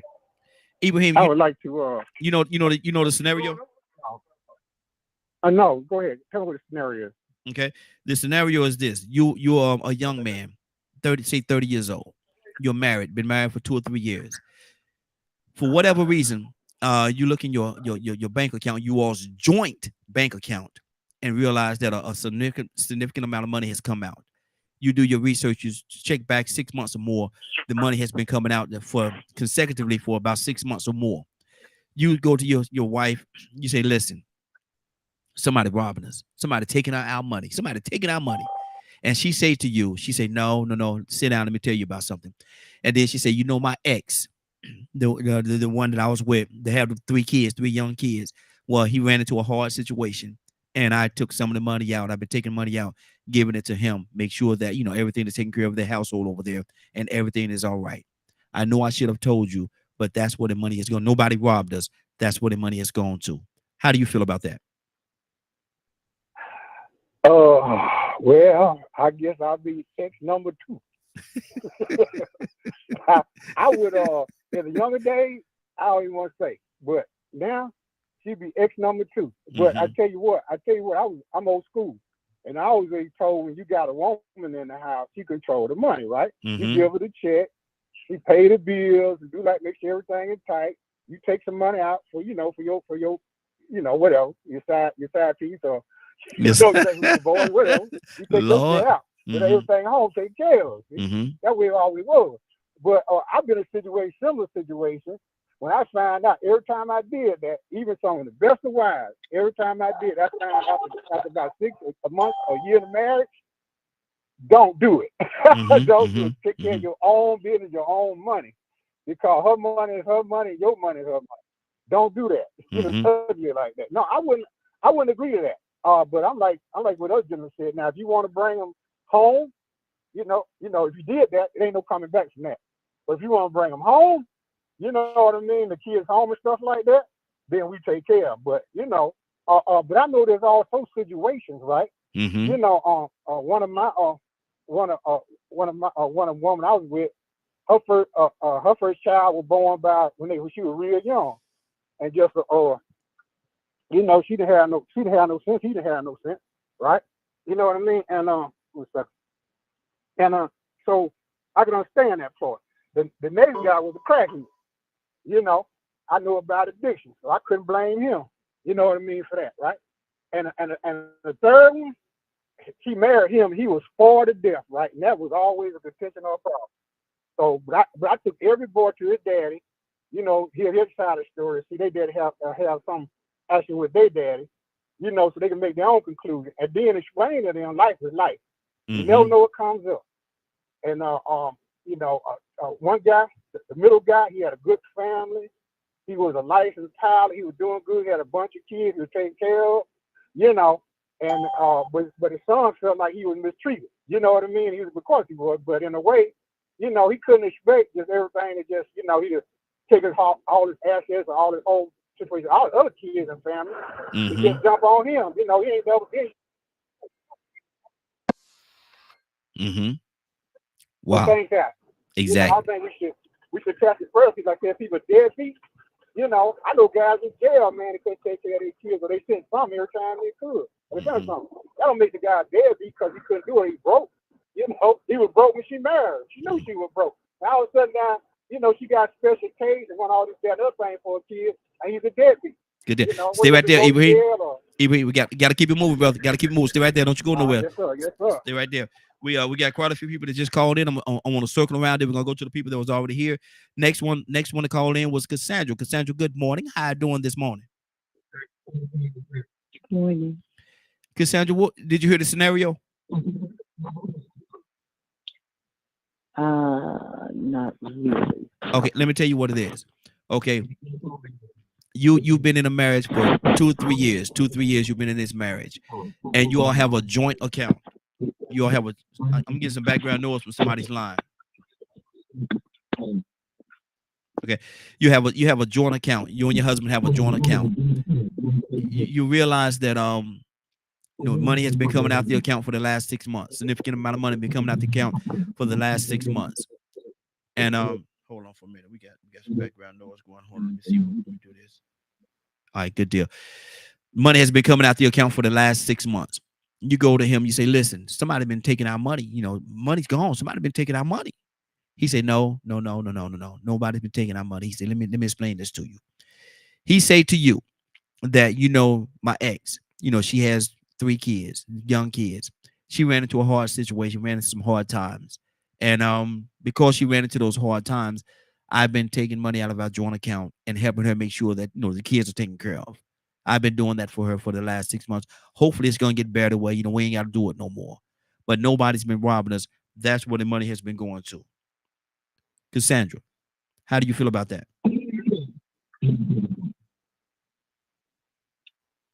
Well, all you had to do, honey, was let me know what was going on. And, I care about the kids. It's all about making sure the kids are okay. Mm-hmm. I just wish you had told me about it. Mm-hmm. But now that, we discussed it, I'm good with that. So let's just keep the lines of communication open better. Mm-hmm. That's what I do. Okay. So I've done it. It won't. Okay, you say you've done it, so it wouldn't be an issue at all. There wouldn't be any trust issues or anything, or you wouldn't feel some kind of way.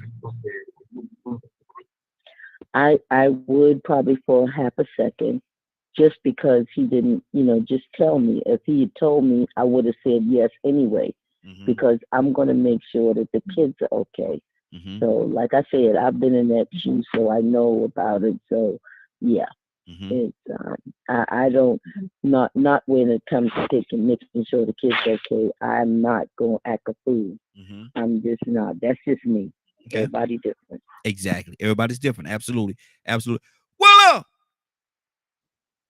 good morning, Raheem. Good morning. How you doing? I know you about to go somewhere. What would you do in that situation? How would you handle that? I'm like Miss Cassandra. If 6 months, first of all, was too long of a time to communicate to me what you decided that you wanted to do. Mm-hmm. We are a couple. Mm-hmm. And so when we do things like that, we're supposed to discuss it. And that should be set in the beginning. You don't set that in the middle. But if he did it without telling me, then it makes you think, well, then why is he hiding that? Yes. And if so, then why is that? So now there's questions, mm-hmm. Not so much because you trust your mate. Hopefully you trust them. Yeah. Mm-hmm. And if that's the case, then there should have been no problem with you coming to me discussing mm-hmm. about the finances. Mm-hmm. That is so funny. I always say it. Something always happens that always puts us in the same place where we are now, like what we're talking about. It wasn't about the kids, but it was about buying a car. My husband bought a car, $38,000 car, without discussing that with me. And I was a little teed off because, first of all, I'm the one that kind of managed the bills, pay the bills and stuff like that. And he did that. And I said, why did you do that? He said, well, because I already knew what your answer was going to be. Mm-hmm. And I wanted that car. Wow. I said, okay, now what you done did, you done set a different precedent. Mm-hmm. You're saying now that we could go make purchases without discussing it a week out. Mm-hmm. So you see where we're going with this, right? But let me do this. Yeah. Let me ask you this question, though, just for the record. He said he know what your answer would have been. I'm just curious. What would your answer have been? He said he knew what my answer was gonna be anyway. What would it have been?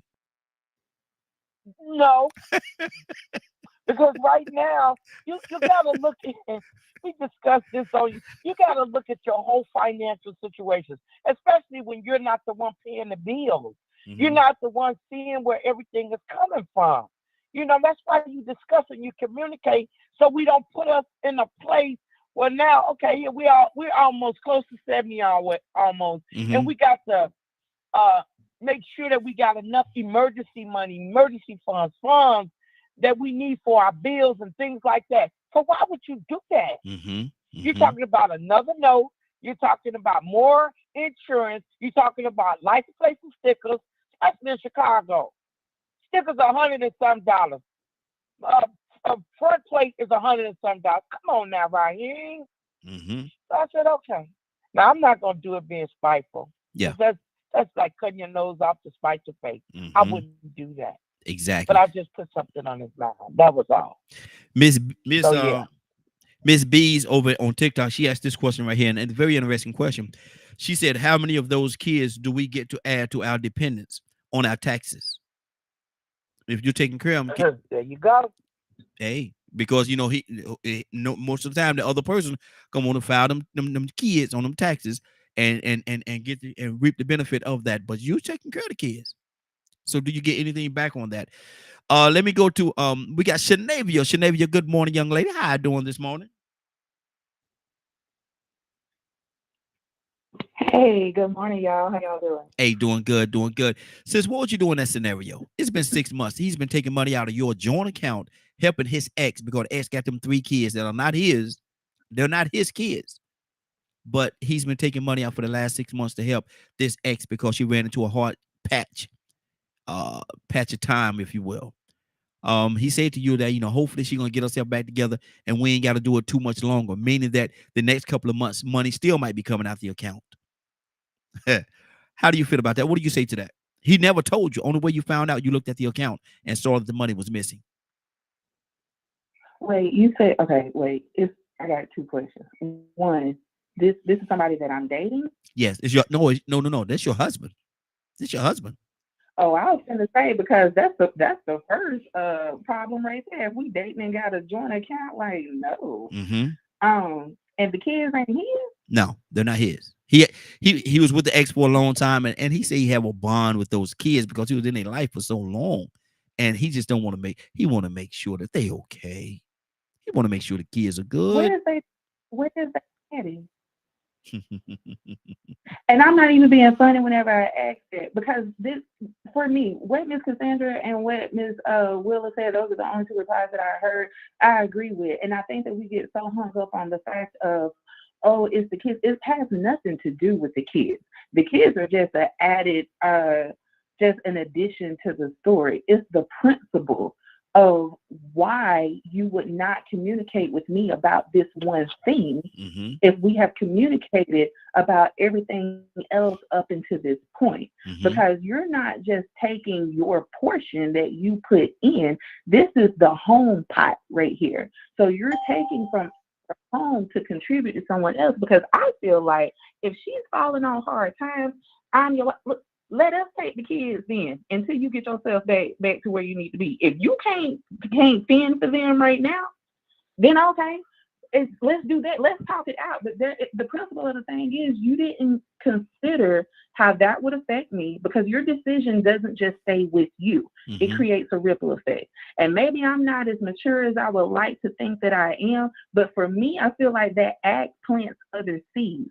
Because if you've been deceitful about this, what else have you been deceitful about? So now I feel like that I got to question, whenever money is coming out, I got to question you now. Well, let me not say that. I'm choosing to question you because of the seeds that you've now planted because of this act. And again, maybe I'm not as mature as I would like to, but I feel like it's not just a isolated event. This creates a ripple effect moving forward about how we communicate, how we respect one another, and why didn't you think that I would agree to allow us, not you, allow us to help children that have, you may be the only father figure that they know. Wow. There's so many different levels on this thing, man. And like I said, that trust thing is a big issue. It's a huge issue. Has the trust been destroyed? How do you look at this person? How do you view this person moving forward? It's so much. Let me go to Cap. Cap, good morning, sir. How you doing this morning? Hey, God morning to you, Raheem, and God morning to the Morning Glow family. I'm doing good. Thank you for asking. Yes, sir. Cap, what do you hear in this scenario? It's been 6 months, man. She's been taking this money out, giving it to her ex. You know, he got the kids. Got kids. They're not her kids. They're not her kids. She has a bond because maybe they've been together for a while, but they're not her kids. And so now you all together, you're a husband and wife, have a joint account, and she's been taking money out of your joint account for 6 months or more, putting it over there, helping them. Is that an issue?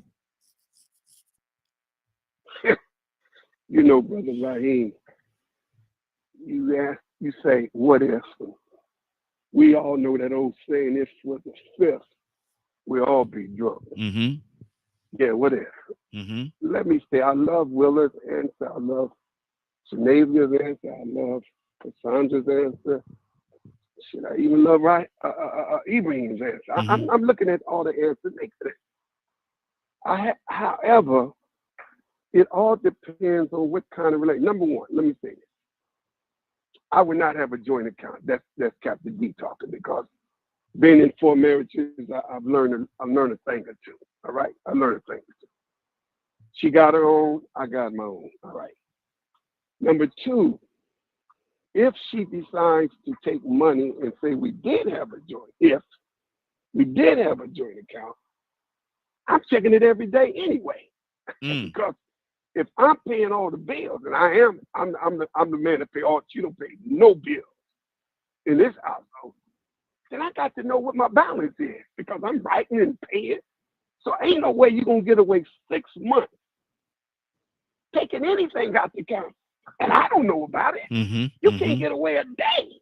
Mm-hmm. That's dealing with me. So everybody have a different relationship, and again, it's a trust factor, because you don't know. I mean, there are people. Now, for example, she may be taking money out of my account to do that, but I'm cash apping my ex. You know what I'm saying? Mm-hmm. What if she found out I was cash apping my ex? So I may not be mad, because she don't know on the other end I'm cash apping my ex. Mm-hmm. We sometimes get out of relationship not because we don't love the individual, right?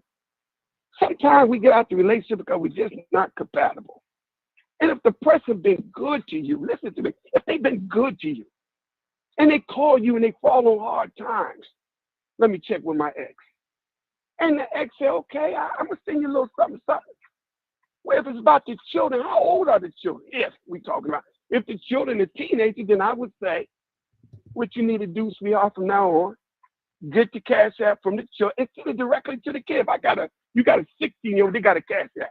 Mm-hmm. Well, you know, I'm having a hard time with these kids. All right, give me the cash app. So I know I'm giving it directly to the children who I know I got a relationship with. I'm not going to give it to the individual. I'm not going to give it to her, because if my wife ever would see that, that would break the trust, or even the vice versa. Hey, let me tell you something. If somebody doing something for 6 months in your household, they know they're going to get caught. So in their mind, they already know. So they're not doing nothing under the table. Because if you're going to do it under the table, you pull the money out in the cash. You say, with the cash, oh, I had to buy me a new pocketbook. You know, there's other ways. But I would say the trust factor is very important. But if she never showed any signs of deceit or now if she's been, when she broke up with the relationship, and I found her deeply in love with this dude, and I found a couple of texts, you doggone Skippy, I'm gonna have a problem with that. Now I'm gonna kick her out there. No, because that's a normal relationship. But what do you mean betrayal? No, what I'm saying, normal relationship. Everybody got relationships that's gonna challenge it. That's just one of those challenges, man. That's what's on my heart right here. Good deal. Tucson, talk to me, brother. Ain't no telling what we about to get. Y'all put your seatbelts on. Here we go. No. I'm just, and I don't mean it hard, but I understand. I understand about the children. No, it ain't about the children. I just can't. Can't understand that. I'm trying to get that. Let me get that through my head. Let me see. Okay. Let me think this thing over before I go snap off. I'm sorry. Curtis, I don't mean no harm. I'm not getting my chair. I'm just trying to rationalize it. Let me see.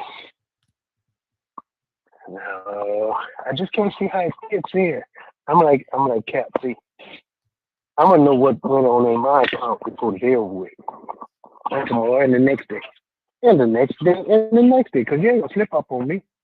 I'm like Cap, believe it or not. I've been in several relationships. And some of them went well. Some of them broke up because of my fault. Some of them wasn't. It is, but I was part of it. So I've learned finally what my daddy told me years ago. Don't you never put all your eggs in one basket. I know some people that come home from work and the neighbor say, I didn't know you moved. And he winds up with a can of beans and a bucket in the house. And his wife gone. Wow. He speeds up because the state trooper is pulling him over, and he running away because he thought that's what the guy that his wife ran off with. Just a joke. But right here, this really don't make no sense. Really. I mean, I understand people's compassion, but don't be foolish. I mean, I'm just saying. Yeah. If you can't talk to me, it ain't my fault, because I'm gonna tell you how I am from the get-go, from the door. There are some things that I don't tolerate. I will not. I don't care what you say. I don't care what your preachers say. I don't care what the bishops say. It don't make no difference. At the end of the day, I'm gonna deal with my own household, and I'd be doggone if I sacrifice my household for somebody else's. I don't care who it is. Matter of fact, I'm not gonna go broke. I love my people. I'm gonna talk about family. But I'm not gonna take out without the household knowing to give my brother nothing. Period. I know he wouldn't for me, so wouldn't. And I love him for it. It just don't make no sense for us to have that type of relationship where we can't talk to each other. And if we do have something that comes up that somebody doesn't know, let's have a conversation. Sure enough, but don't you make me try to feel like I'm guilty because you felt like you couldn't. Tell me. Get out of here. I'm sorry, I'm not beating my chest. I'm sorry, because I love you, man. And I'm like you. I'm just appreciating what I got. Because I know she won't play that with me. I'm telling you, boy, I wish I would. That's why I come clean from the beginning.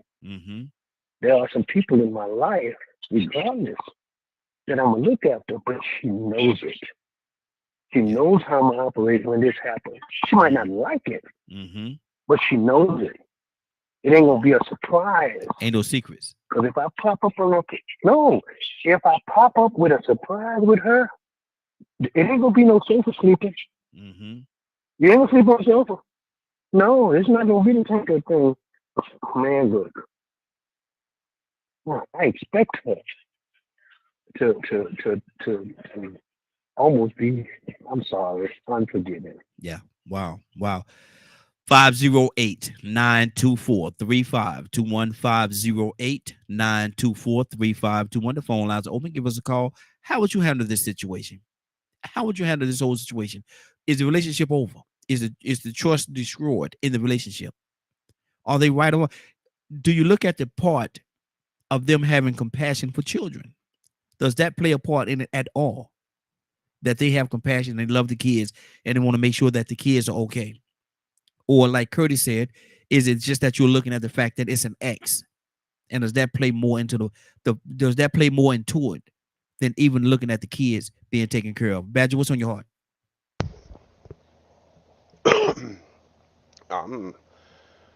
The accountability part of it.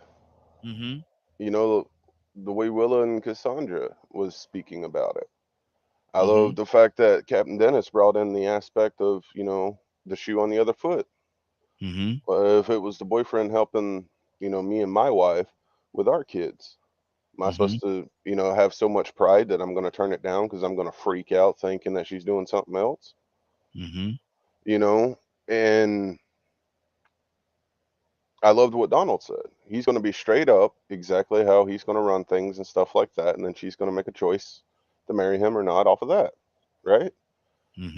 And that's what I was meaning earlier about having the open having an open communication line with your spouse. And that's why I said, if my spouse did something like that and didn't speak to me or talk to me about it or anything like that, I'm going to not just question her. I'm going to question myself, because apparently there is something that happened that made her think that she couldn't trust me in asking that question. And that's something I feel our society is greatly forgotten. Is holding ourselves accountable in any situation. Because a lot of times, if we're marrying someone, we need to, and a situation like this arises, what did we do that caused that? Let's sit down and talk about it, and go from there. And if it ends up where, you know, it's not going to work out because of blah blah blah blah, or maybe she does have feelings left over from him and she just, you know, and so on and so on. Well, let's have a discussion and a non-violent verbal conversation. Badger, let me ask you this question. What if y'all do have that conversation, and along the course of that conversation, you ask the question, well, do you still love him? And she says yes. And you go a little further with it. Do you love him more than you love me? And she hesitantly looked at you. But her answer is yes. What do you do at that point? I would ask her, well, what would make you happy? Because she's not my property. And in that situation, whatever caused me and her to get married or whatnot could be a wide range of thoughts that were going through her head at the time. And then later on, she realized how much she cared for that other person. Matter of fact, since kids are involved, I'd probably still help them out even if we get divorced until everything was all right.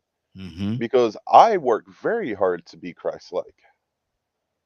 So why allow the devil to fill my head full of evil, negative, toxic thoughts when in reality I'm going to have enough faith in God to have my back?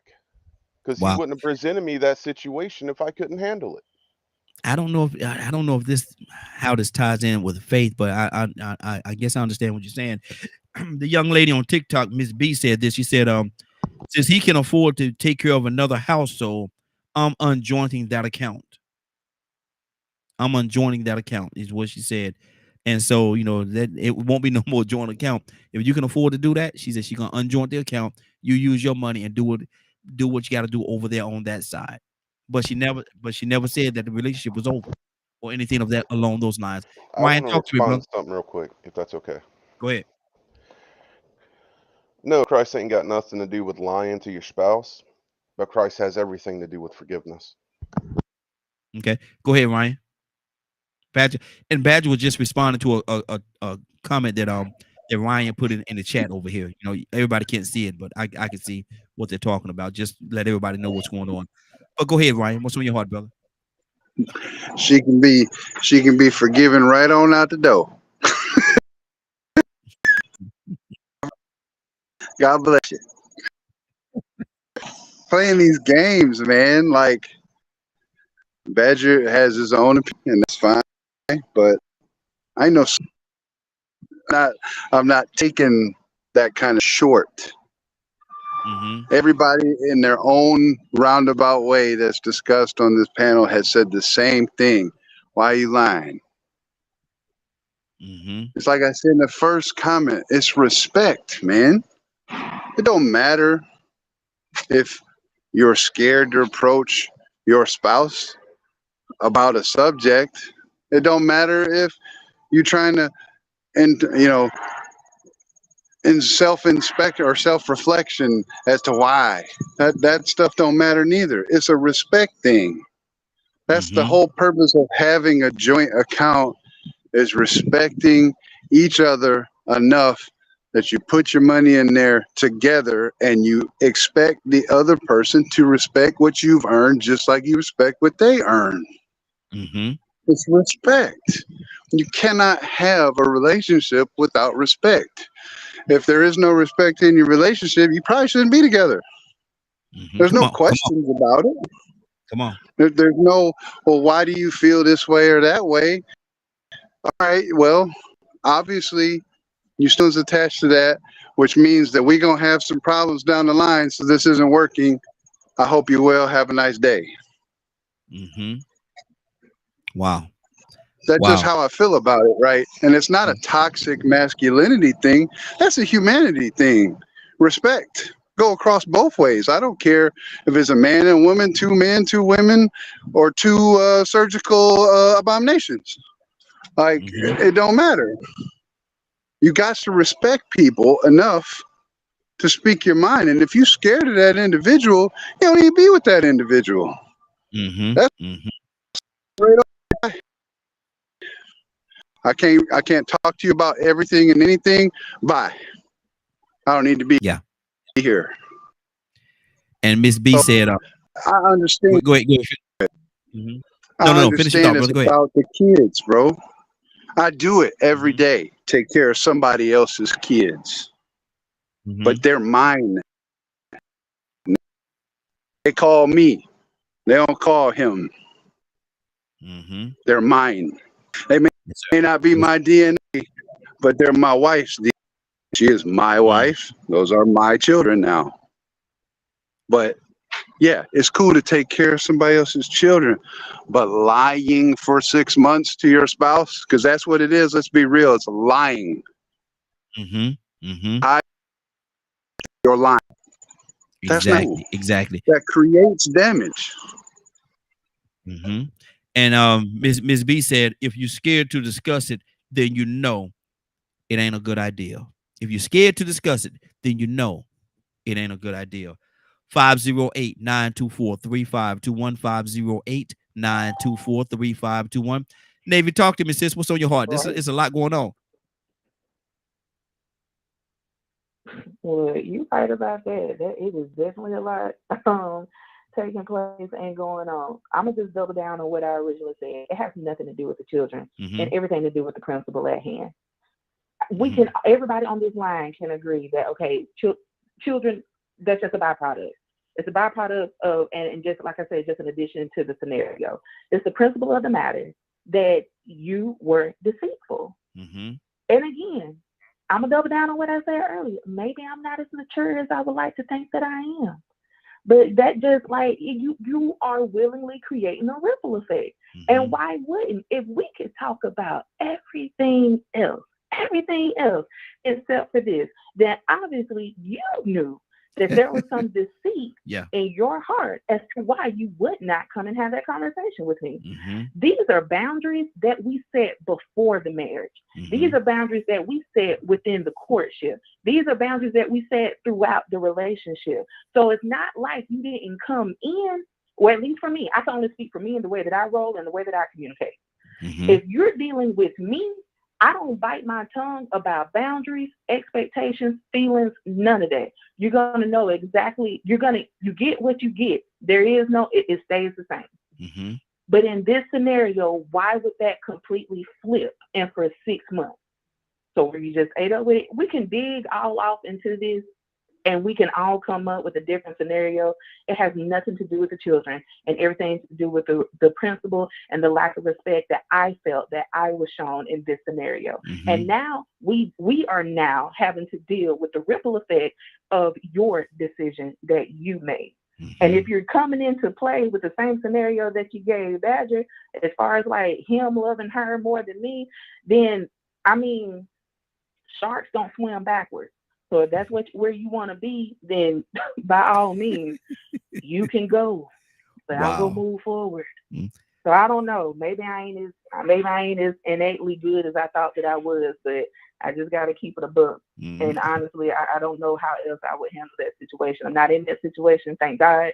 I haven't been in that situation, but I don't know. It's the principle for me. Has nothing to do with handling the children. Has nothing to do with providing for the children that are not even his. But Mhm. God bless you for that. Mhm. But no, it's the principle of the same for me. Wow. Wow. And that's what it is. 508-924-3521. 508-924-3521. Give us a call. Let us hear what you think about it. I want to hear what you think about this whole scenario. Cassandra, talk to me. Then Willa, coming to you next. Cassandra? Yeah, I'm here. Mm-hmm. Hello? Yes, I hear you. Mm-hmm. Okay. Like I said, like I said previously, we're all individuals, and the way that we handle things are all of us may have a different way that we handle it, according to who we are, where we are, what we think about women, what we think about men, what our past experiences have been in situations. I'm just assessing for me how I would deal with it, and my mine have not changed. Mm-hmm. If I say to him, hey, I noticed that this is coming out, I think something may be going on with the account, and he comes clean and tells it the way that you said he tells, I'm good. Now, babe, from now on, let's just talk about it. Mm-hmm. I don't have a problem with you helping her. Let's just talk about all that extra stuff where she might be in love with him, and I'm not even rolling on that level. Mm-hmm. I'm talking about when you have a solid relationship, and yes, that he should have said something, but I'm not going to kill my relationship off because he did that. It's just like I said, everybody handles things in their own way. That's not my makeup, and I've been there. Mm-hmm. I've had a whole baby come Wow. up, in my house, and I love her to this day. So I'm not a good person to ask something like that, probably. Okay, good deal, good deal. Let me go to Willa, and then Tucson he has some on his heart as well. I don't know if he's gonna say it, but he got some on his heart. Willa, what's on your heart, sis? Talk to me. Yeah, first of all, Raheem, I definitely like what Badger said. Mm-hmm. He mentioned the one thing that I love, and that's God and faith.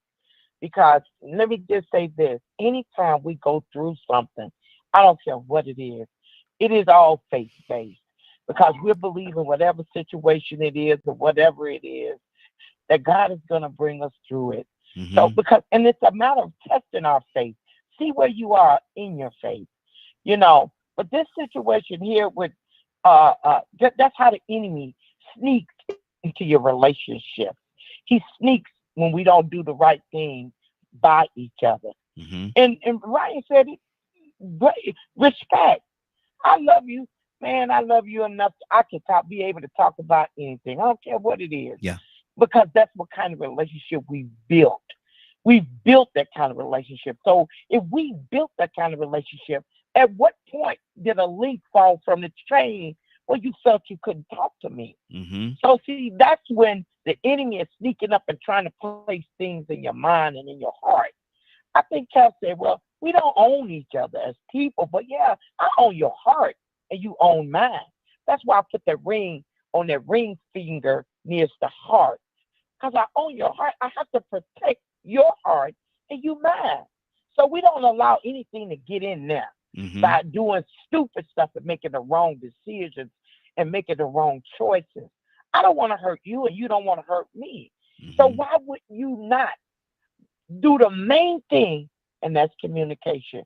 Communicate to me. Yeah. So that's the scenario you look at. And I mean, you're right, Mr. Sanders, right. We all don't do things different. We all don't do things the same way. But maybe sometimes we should. Then we won't wind up the way we wind up sometimes, trusting another individual who didn't deserve the trust that they got. Mm-hmm. So it just gives us a matter of overlooking some things, looking at some things. Because you certainly don't want to bring that kind of mess in your relationship.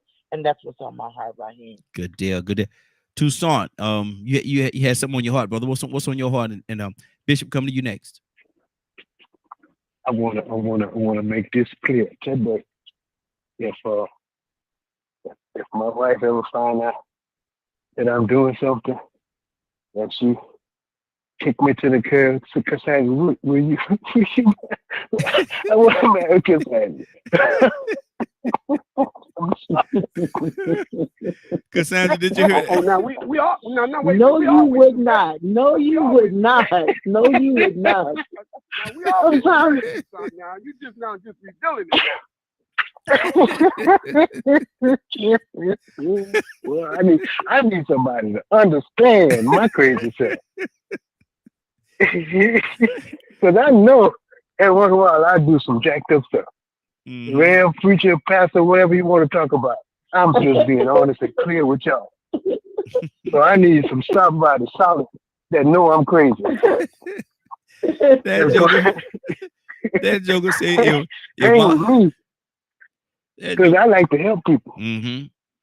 And I might get that phone call from that girl. Boy, I used to love that girl. Ooh. That girl, but I tell you what, she's so fine. She better not ask me for a dime. Lord Jesus. I bet that. Boy, wow. Toussaint said, I'm telling you, I'm talking about not from me.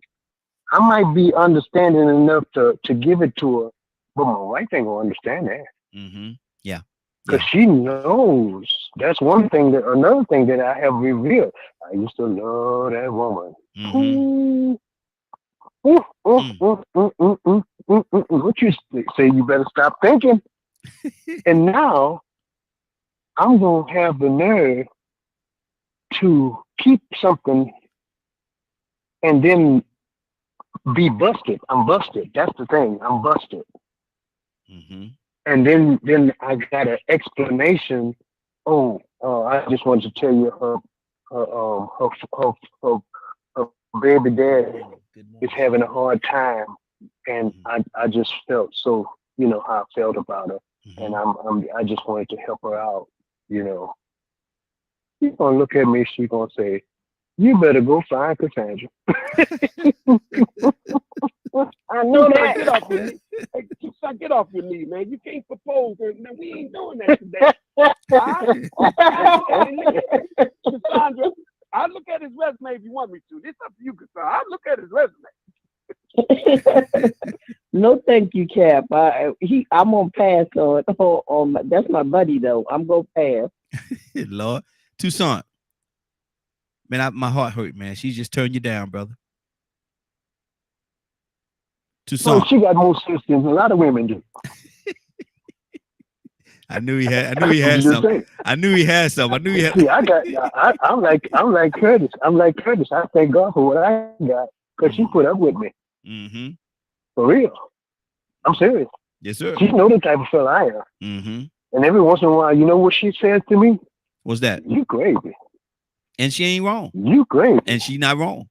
But I love you. That's what she say. She say, you crazy, but I love you. There you go. And now, wait a minute, with your crazy self. Exactly. Exactly. Crazy self. Exactly. Yep. Just like that. Mm-hmm. Absolutely. Let me go to Bishop. Bishop, good morning, sir. How are you doing this morning? Man, to God be the glory. I'm glad to be alive. How are you and everyone else doing? Hey, doing good. Good to have you, brother. What would you do in that scenario? In that whole situation, what would you do? Who's right? Who's wrong? Give me the scenario, please. Okay. Well, you're a young bishop. You're 30 years old. Been married for 2 or 3 years. You look at your account for whatever reason, your bank account one day. And when you look at that bank account, you realize there's a substantial amount of money that's missing. So you do your research, and that amount of money has been coming out every month for the last 6 months.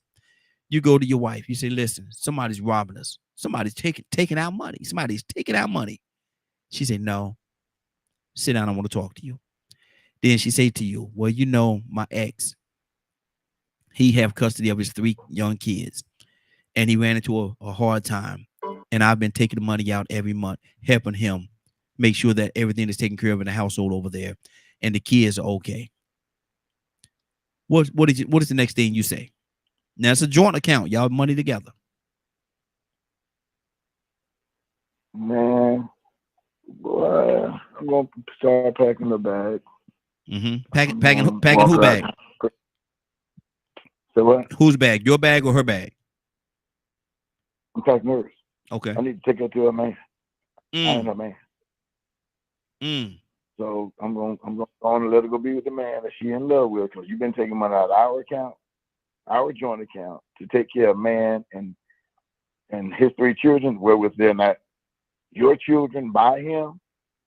So you taking care of him and then present nothing to me to see how I felt about it, and then I'm finding out 6 months you've been taking our money and giving somebody else. I'm gonna make sure you're gonna accommodate, your desire, because apparently you want to be with him. So I'm gonna pack the stuff, take it out to the car, and go on. In fact, then I'm gonna drive over there because I paid for the car. So he already got the money, and then we'll just bank and cancel, take it off my account, or take all the money out of the account, and then put me in another account. Because right is right and wrong is wrong. We supposed to be here with each other for each other, and we should be able to communicate about anything and everything.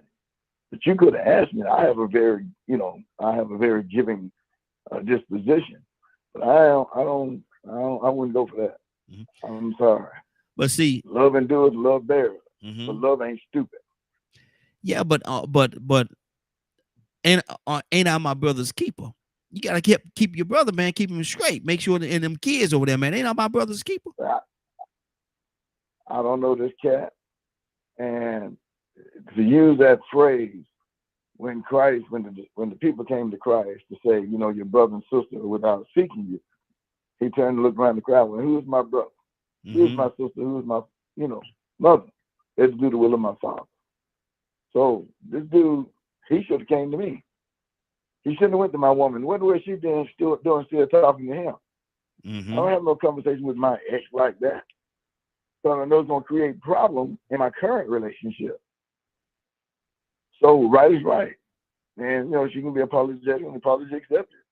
But you've been giving my money to somebody else and then confront me or get my, 2 cents on it.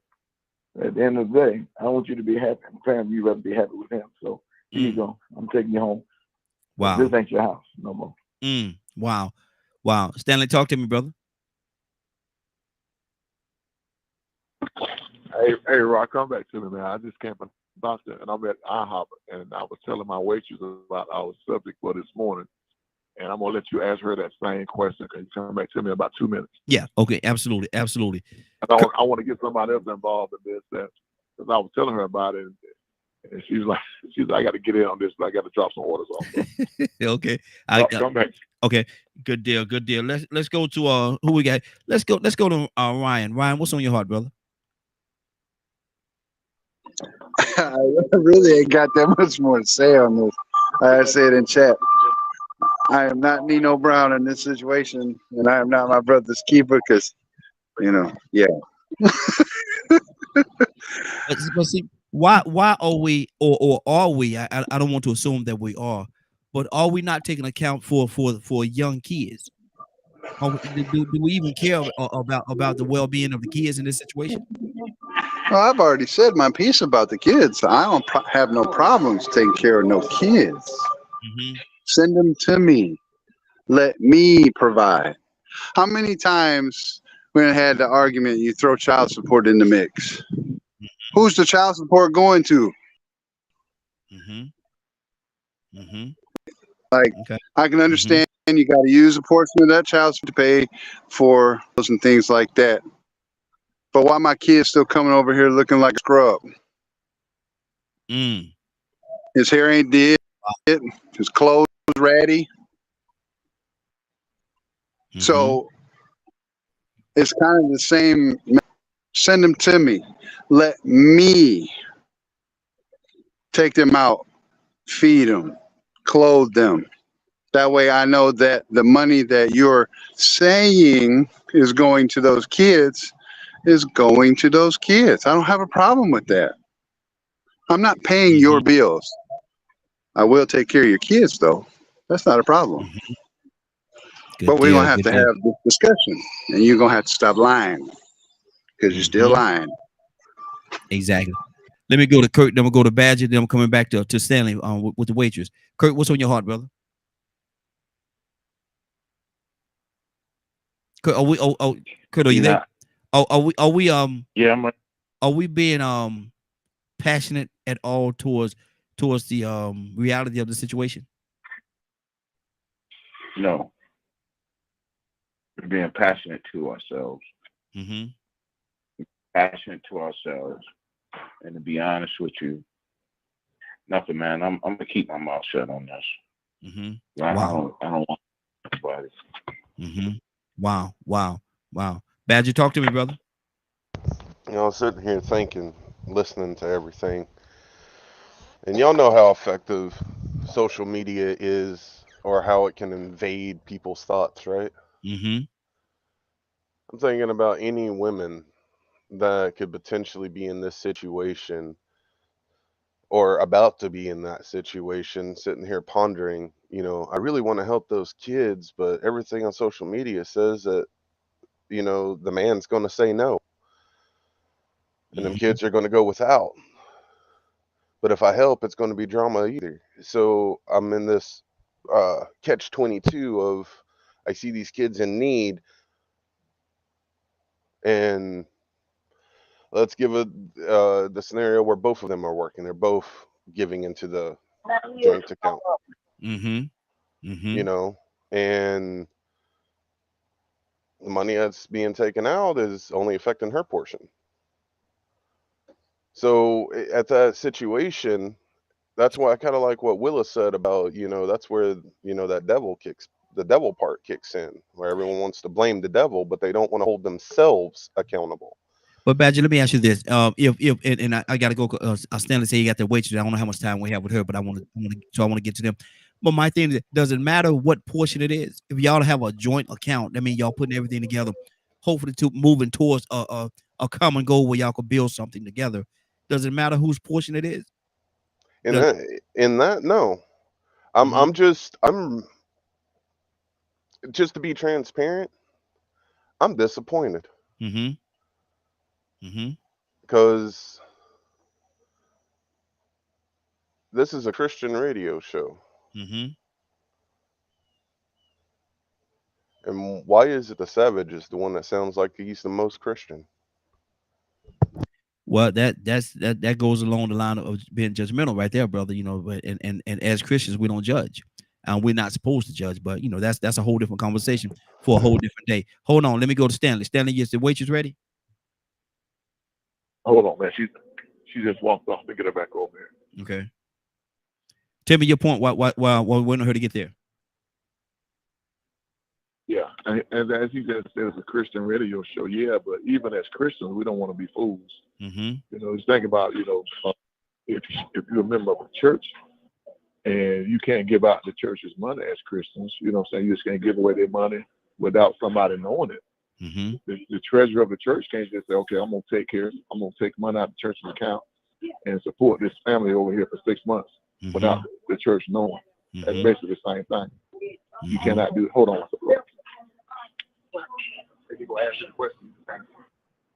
Hello. Hey, young lady, how you doing? Fine, how are you? I'm doing well. What's your name? Natalia. Natalia, you've been married for 2 or 3 years.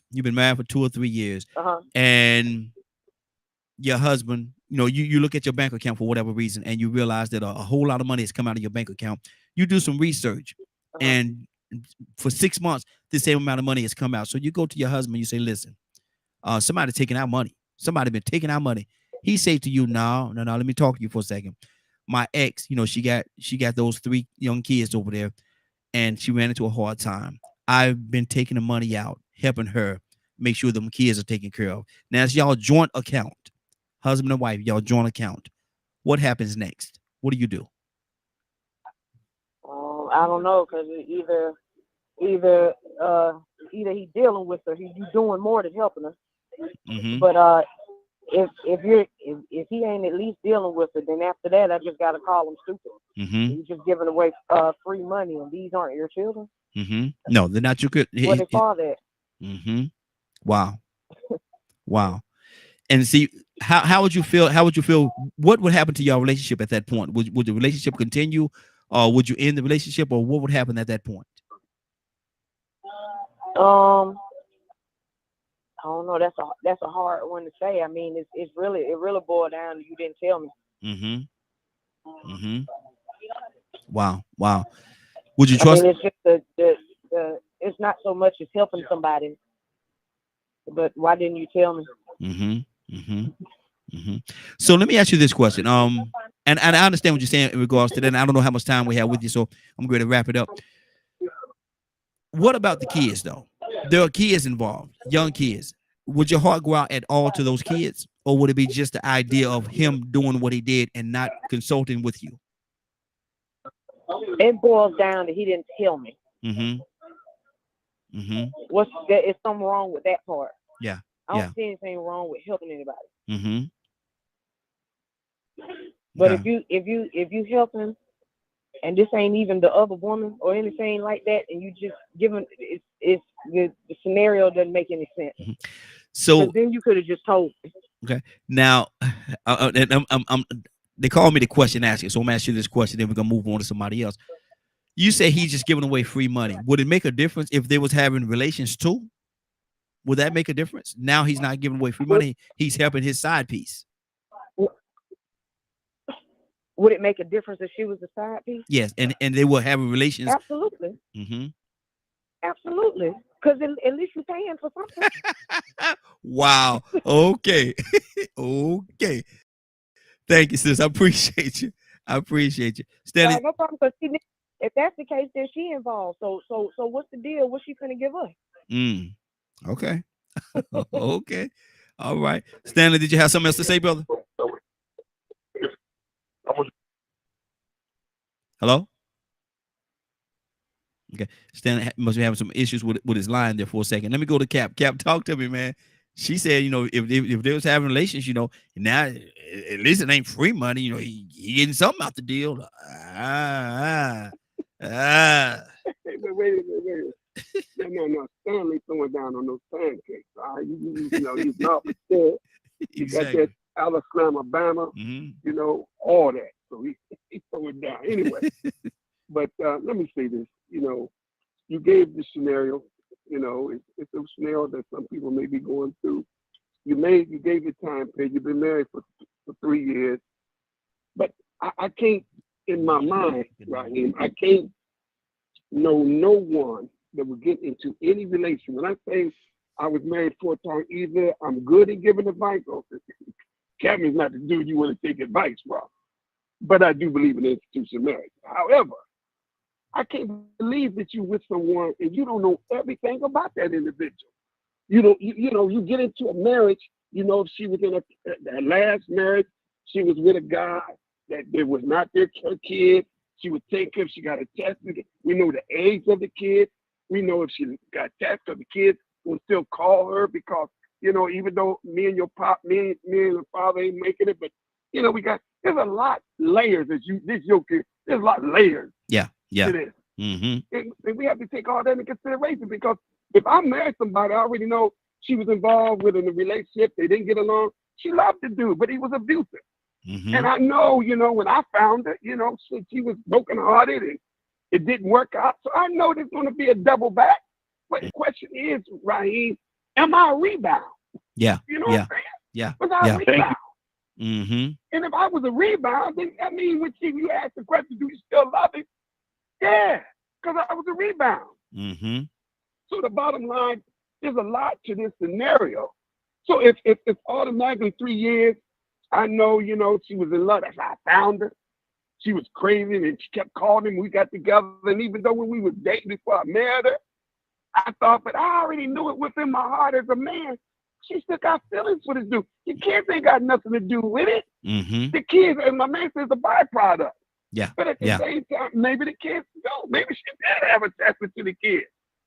But let me put the foot shoe, as we said.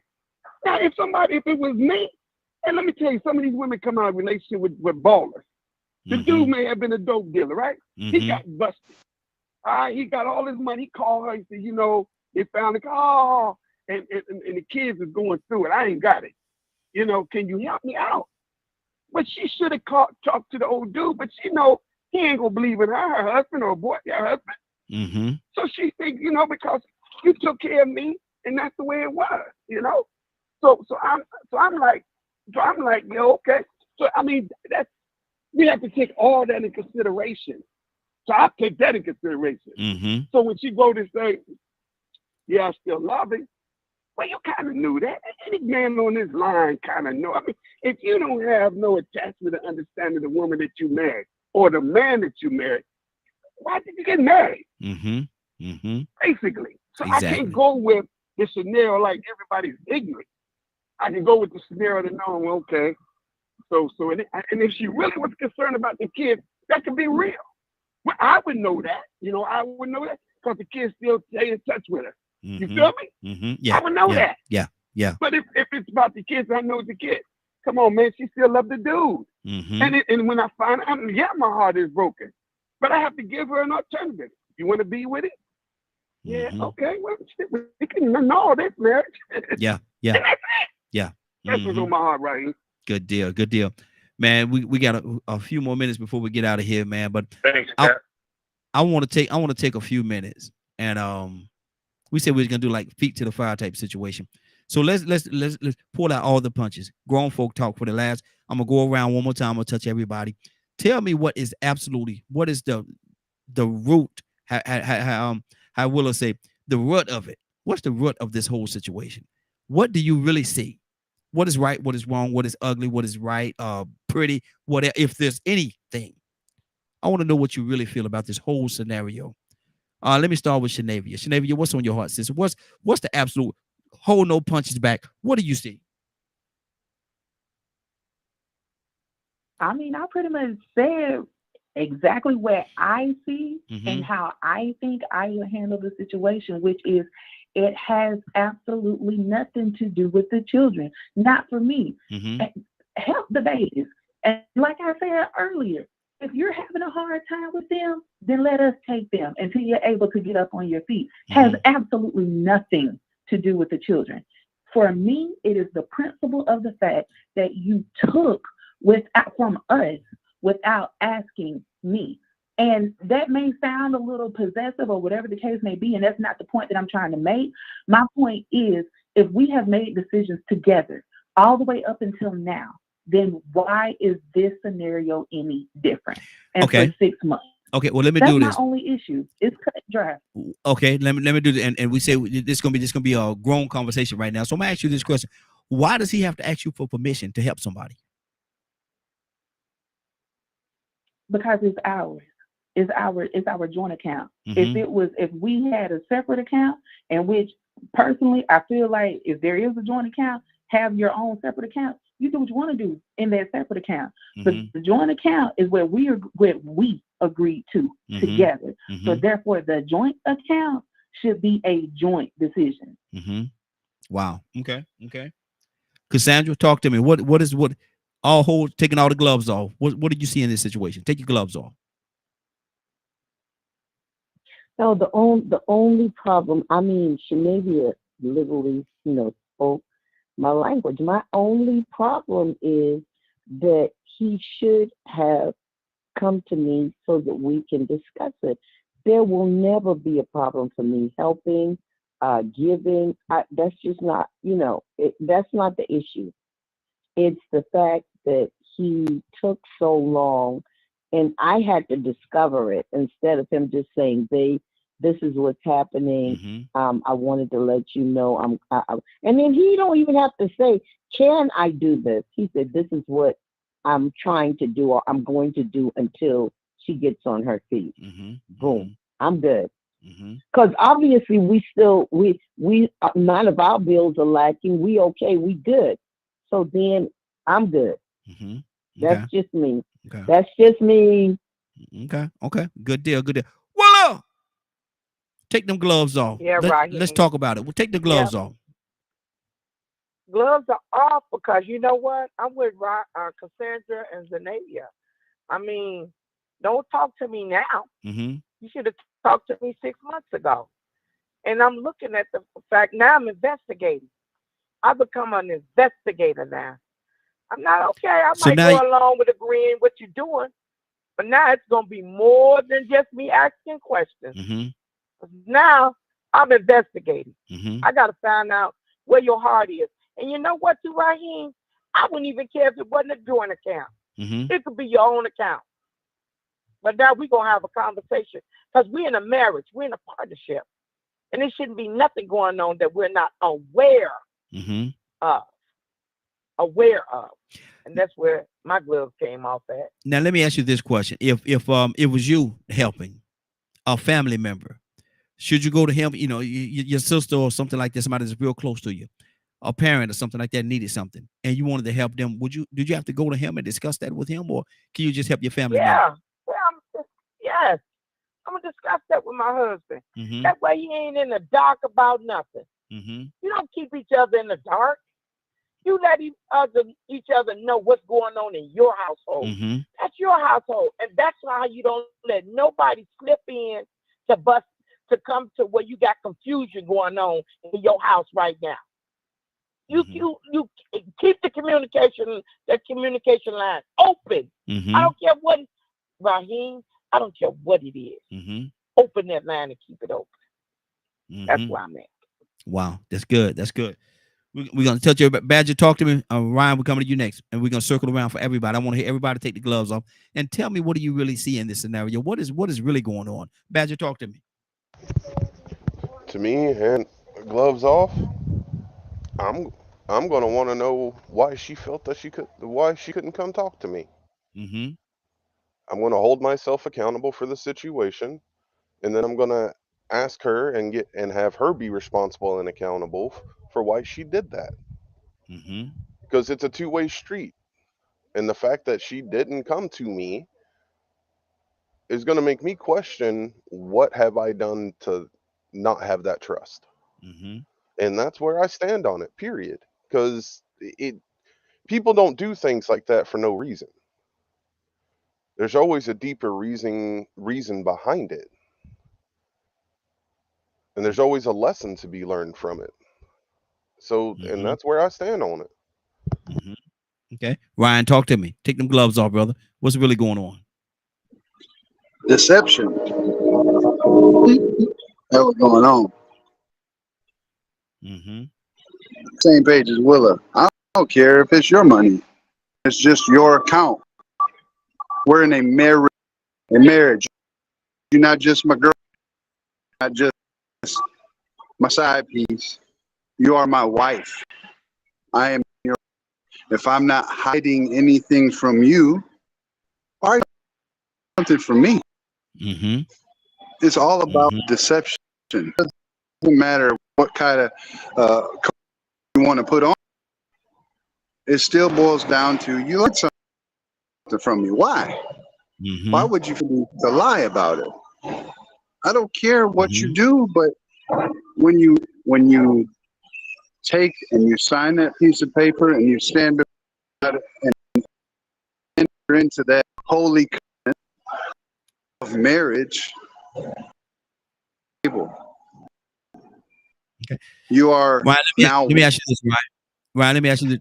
What do you take any ownership? Do you take any ownership? Because Badger said, he take ownership on it because of the fact that he did not present himself in a way that she felt that she could come and talk to him about it.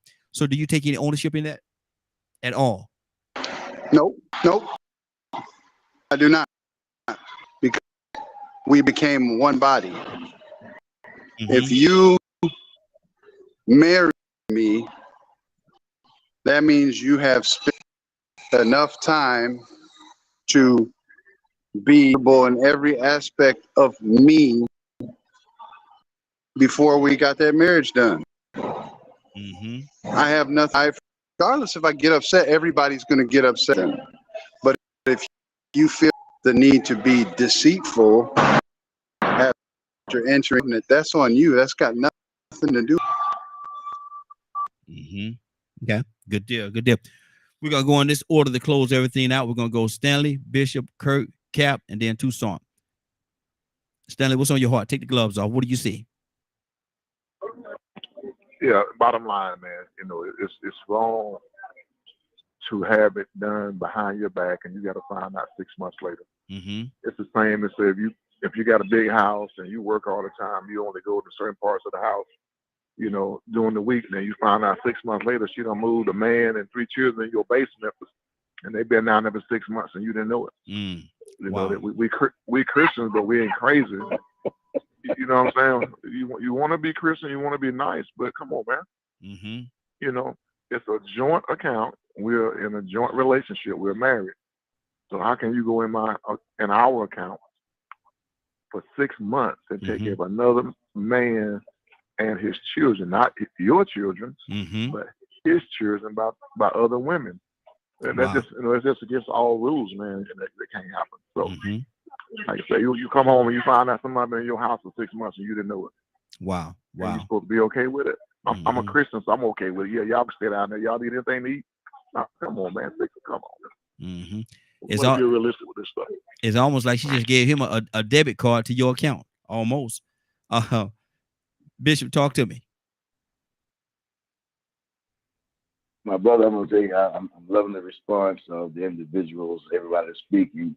Stanley had me laughing over here, though. You know, you got a big house, and there she is, move some dude in downstairs because you only visit certain parts of the house, and you get this discovery. Yeah, that's a blow. And in all respect, something like that, all 5 of them got to go. Ain't no ifs, ands, or buts about that situation. But there's right and there's wrong. It's always right to help somebody. But if you don't communicate with your significant other, your spouse, then it's wrong. And the wrong outweighs the right in this particular situation. The Christian thing to do. The Christian thing to do is to communicate with each other. As my wife, you should have told me what you were doing instead of me finding out through the grapevine. Looking at the bank statements. Once you've been doing it for 6 months. That's just ludicrous that you didn't share that with me. And the only thing I'm gonna take responsibility of, you know, is not the fact that you were afraid to tell me, because you tell me everything else. Why don't you tell me about this? Because your heart is still towards this person. If there's empathy or piety towards the situation, introduce them to DFACS. There's Red Cross. There's so many agencies out there that can help this situation out. But to take the money that we earn and we put into our account, and you take and give to somebody else, that's just wrong. You've been doing it for 6 months. Yeah, I meant what I said. Wow. I'm gonna help you pack your bag so you can go pick the love. Excuse me. Miss B said this on TikTok. Let me turn so I can see it here. Said that my sister found her husband was buying his mom a whole house. She left him for a whole week, took his credit cards with her. He learned his lesson. Say her husband was buying his mother, a whole house. And she left him for a whole week, took all the credit cards, taught him a lesson. He learned, I guess he gonna learn today. Kirk, talk to me, brother. Take the gloves off. What's on your heart? You know, to me, what will hurt more than anything is I'm kind of, I know, I don't say what I say for agreement. What will hurt me more than anything is the fact that she felt like she couldn't talk to me about that. You know, I'm reminded of when you have your sessions with the pastor before you get married. The marriage counselor. And I remember the pastor, marriage counselor. And I remember the pastor the bishop asking my wife, "Why do you love him?" And he said, better yet, he said, "What made you really fall in love with him?" And my wife said to the bishop, "You know, when we first got together, I didn't understand, but he would ride around with at least $3 in his pocket every day, at least 3 singles every day. And I would give money to, you know how people walk up and, hey, brother, hey, man, you got $1, man, I'm trying to do something to eat." And I would give money to random people. Mm-hmm. And that was one of the things that really made her fall in love with me, is the fact that she saw my heart. Yes. So if any, in this scenario that you laid out, if anything that would hurt me, it would be the fact that she felt like she couldn't talk to me about what she was doing. Because then that would tell me that my Lord, my God, my wife do not know who I am. And I have to spend the rest of my life with this woman. Mm-hmm. Because in that scenario, had she come to me, I would have probably said, and I've kind of been down this road before, oh no, take care of that right now. Don't hold off on that. Because at the end of the day, we grown folk. You understand? And guess what? We're going to get old. Mm-hmm. And guess what? Those kids going to be responsible for taking care of us. Mm-hmm. And if we keep mistreating them like so many entities are doing outside of us, if we keep mistreating them, the time is going to come where they're going to be in a position to mistreat us. Mm-hmm. And they're going to do exactly that. Exactly. So, I mean, I hear where everybody is, and I can understand why folks feel the way that they feel. But for me, in my house, what would hurt me more is that my significant other felt like she couldn't talk to me about that. Wow. Okay. That's I ain't good. got time to worry about she sleeping with him. Ain't nobody got time to worry about that, man. Mm-hmm. Ain't nobody. She could not be, but I guarantee you I could find 50 reasons why. I guarantee the devil will give me 50 reasons why she is. Mm-hmm. Good deal. Good deal. That's how he puts it up, man. Exactly. So that's all I got to say, man. I don't have nothing else on my heart. Good deal. Cap, talk to me. Tucson, come to you next. Take them gloves off, Cap. What do you see? All right. Well, let me say this. Let me say this to my man Tucson. Tucson, you appreciate this. 6 months you done took money out of my account. So you owe me. All right. So here's how we're gonna set it. Turn off the lights. Let's get closer. You don't have to play something. No.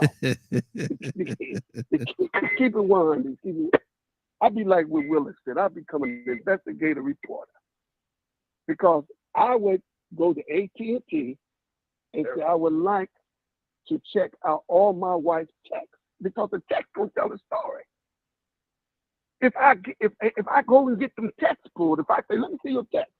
Well, no, let me see all your texts. Because if she has been doing this for 6 months, and if it's sincere, you'll read it in the text. Yeah. If it's not sincere, then you'll see, baby, I miss you. Oh, yeah.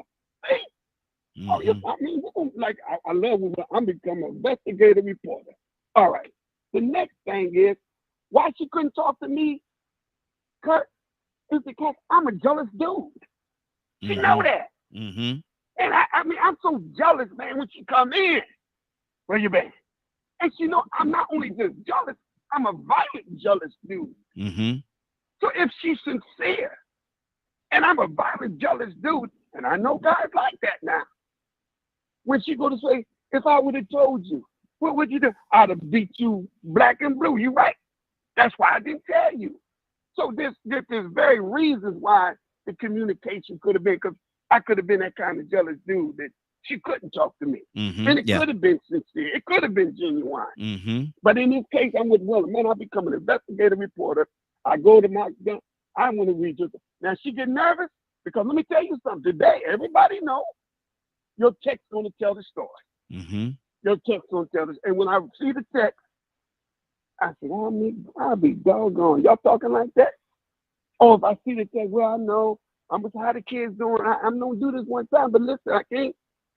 Then I can see it's sincere. That's all. That's what's on my heart. Mm-hmm. Good deal. Good deal. Tucson, close us out, brother. What's on your heart? I wanted to go behind Cap. Really, I did, Cap. I wanted to go behind you, man.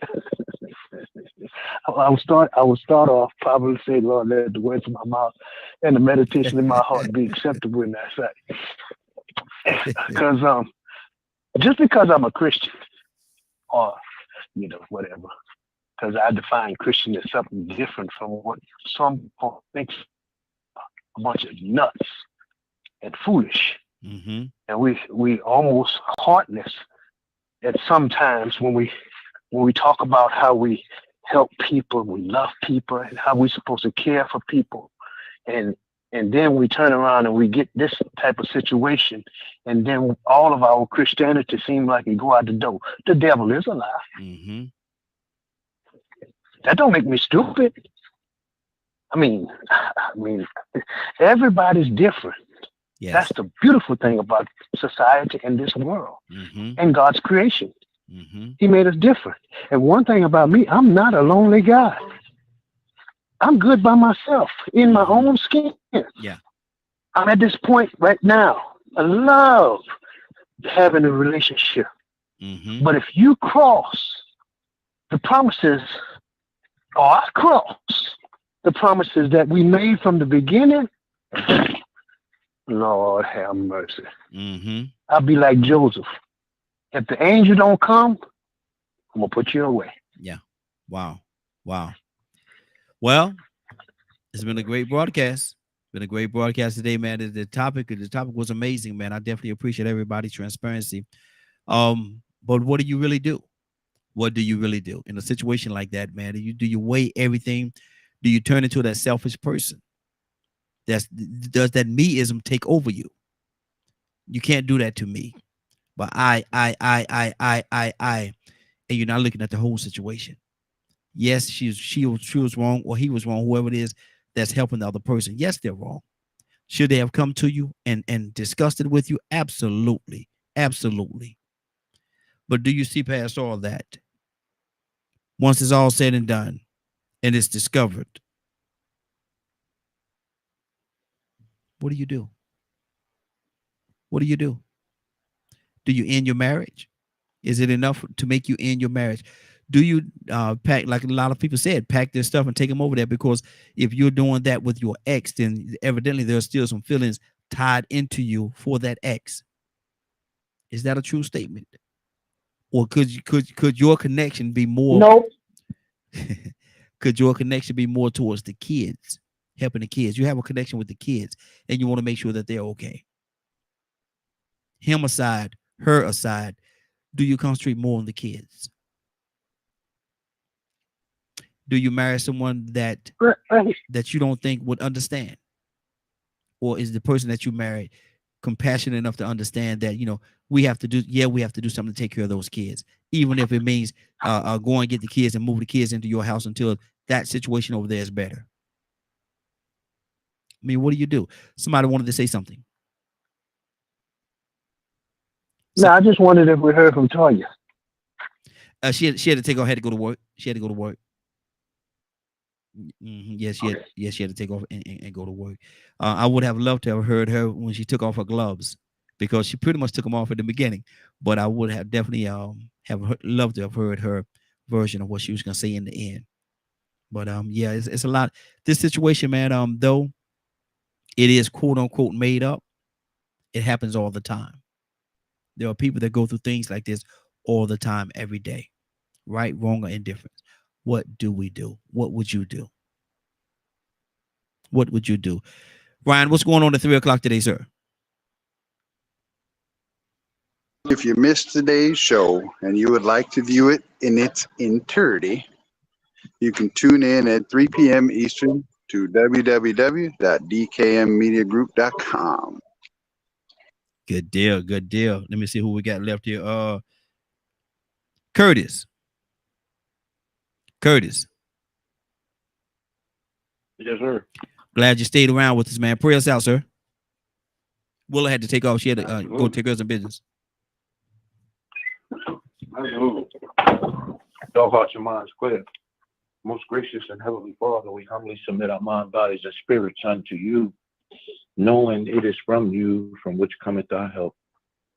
Father, on this day, with everything we got going on around us, we look into the hills, Father. Father, in most cases, most of us are screaming out for the mountains to move. Father, but we put in trust in you, knowing that that mountain shall be removed. Father, we come right now not asking but thanking you for all things, God. God, thanking you for waking us up this morning, breathing a breath of life into our bodies. Thanking you for just allowing us to see another day. Thanking you for just standing in us, standing beside us, standing behind us, and walking in front of us, God. God, we're thanking you for constantly wrapping your compassionate arms around our souls, God. God, we're thanking you for watching over our children as they slept last night. And for some of us, we thanking you for the traveling mercy that you provided us each and every day, especially on this day. Father, we thanking you for coming into our lives. Father, we thanking you for blessing our minds, our bodies, and our spirits so that we can say the words that you so gracefully put into our minds and into our consciousness. God, just continue to love us, continue to hold us, continue to mold us and keep us close to your bosom. God, and we will be ever so careful as to continue to give you the praise, the honor, and the glory. In the mighty name of Yahshua, Jesus the Christ, we say this prayer. Let us all say amen. Amen. Good job. Good job, brother. We about to get out of here, man. It's been a great broadcast. I want to thank everybody for joining us. And more than that, I want to thank you for allowing DKM Media Group and Associates and the Morning Glow for being a part of your morning. It is now 10:28. You're about to exit the Morning Glow. But before you go, I want you to do me two favors, if you will. One, I want you to continue to pray for us because we are certainly praying for each and every one of you. Number two, why this is real simple. I want you to go out there, find somebody, and give them a hug because you never know. It could be the only hug that they get, or it could very well be their last. Love you, and ain't nothing you could do about it. Have a great day and a better tomorrow. That we shine some of this light of you from the Morning Glow. Take it out there into this wicked and cruel world that we live in and let your light so shine. If you get an opportunity, give somebody some love. You just might find some love in return. Won't that be a beautiful thing? Have a great day. Take care of each other. And please, please, please be blessed. Give somebody some love and truth. They would appreciate it. And I'm sure that you will as well. Have a great day. Talk to you actually tonight. Talk to you tonight for the Raheem Aljamain show from 8 o'clock to 9 o'clock p.m. Eastern Standard Time right here on DKM Media Group and Associates. Have a great day. Love you. And please be blessed.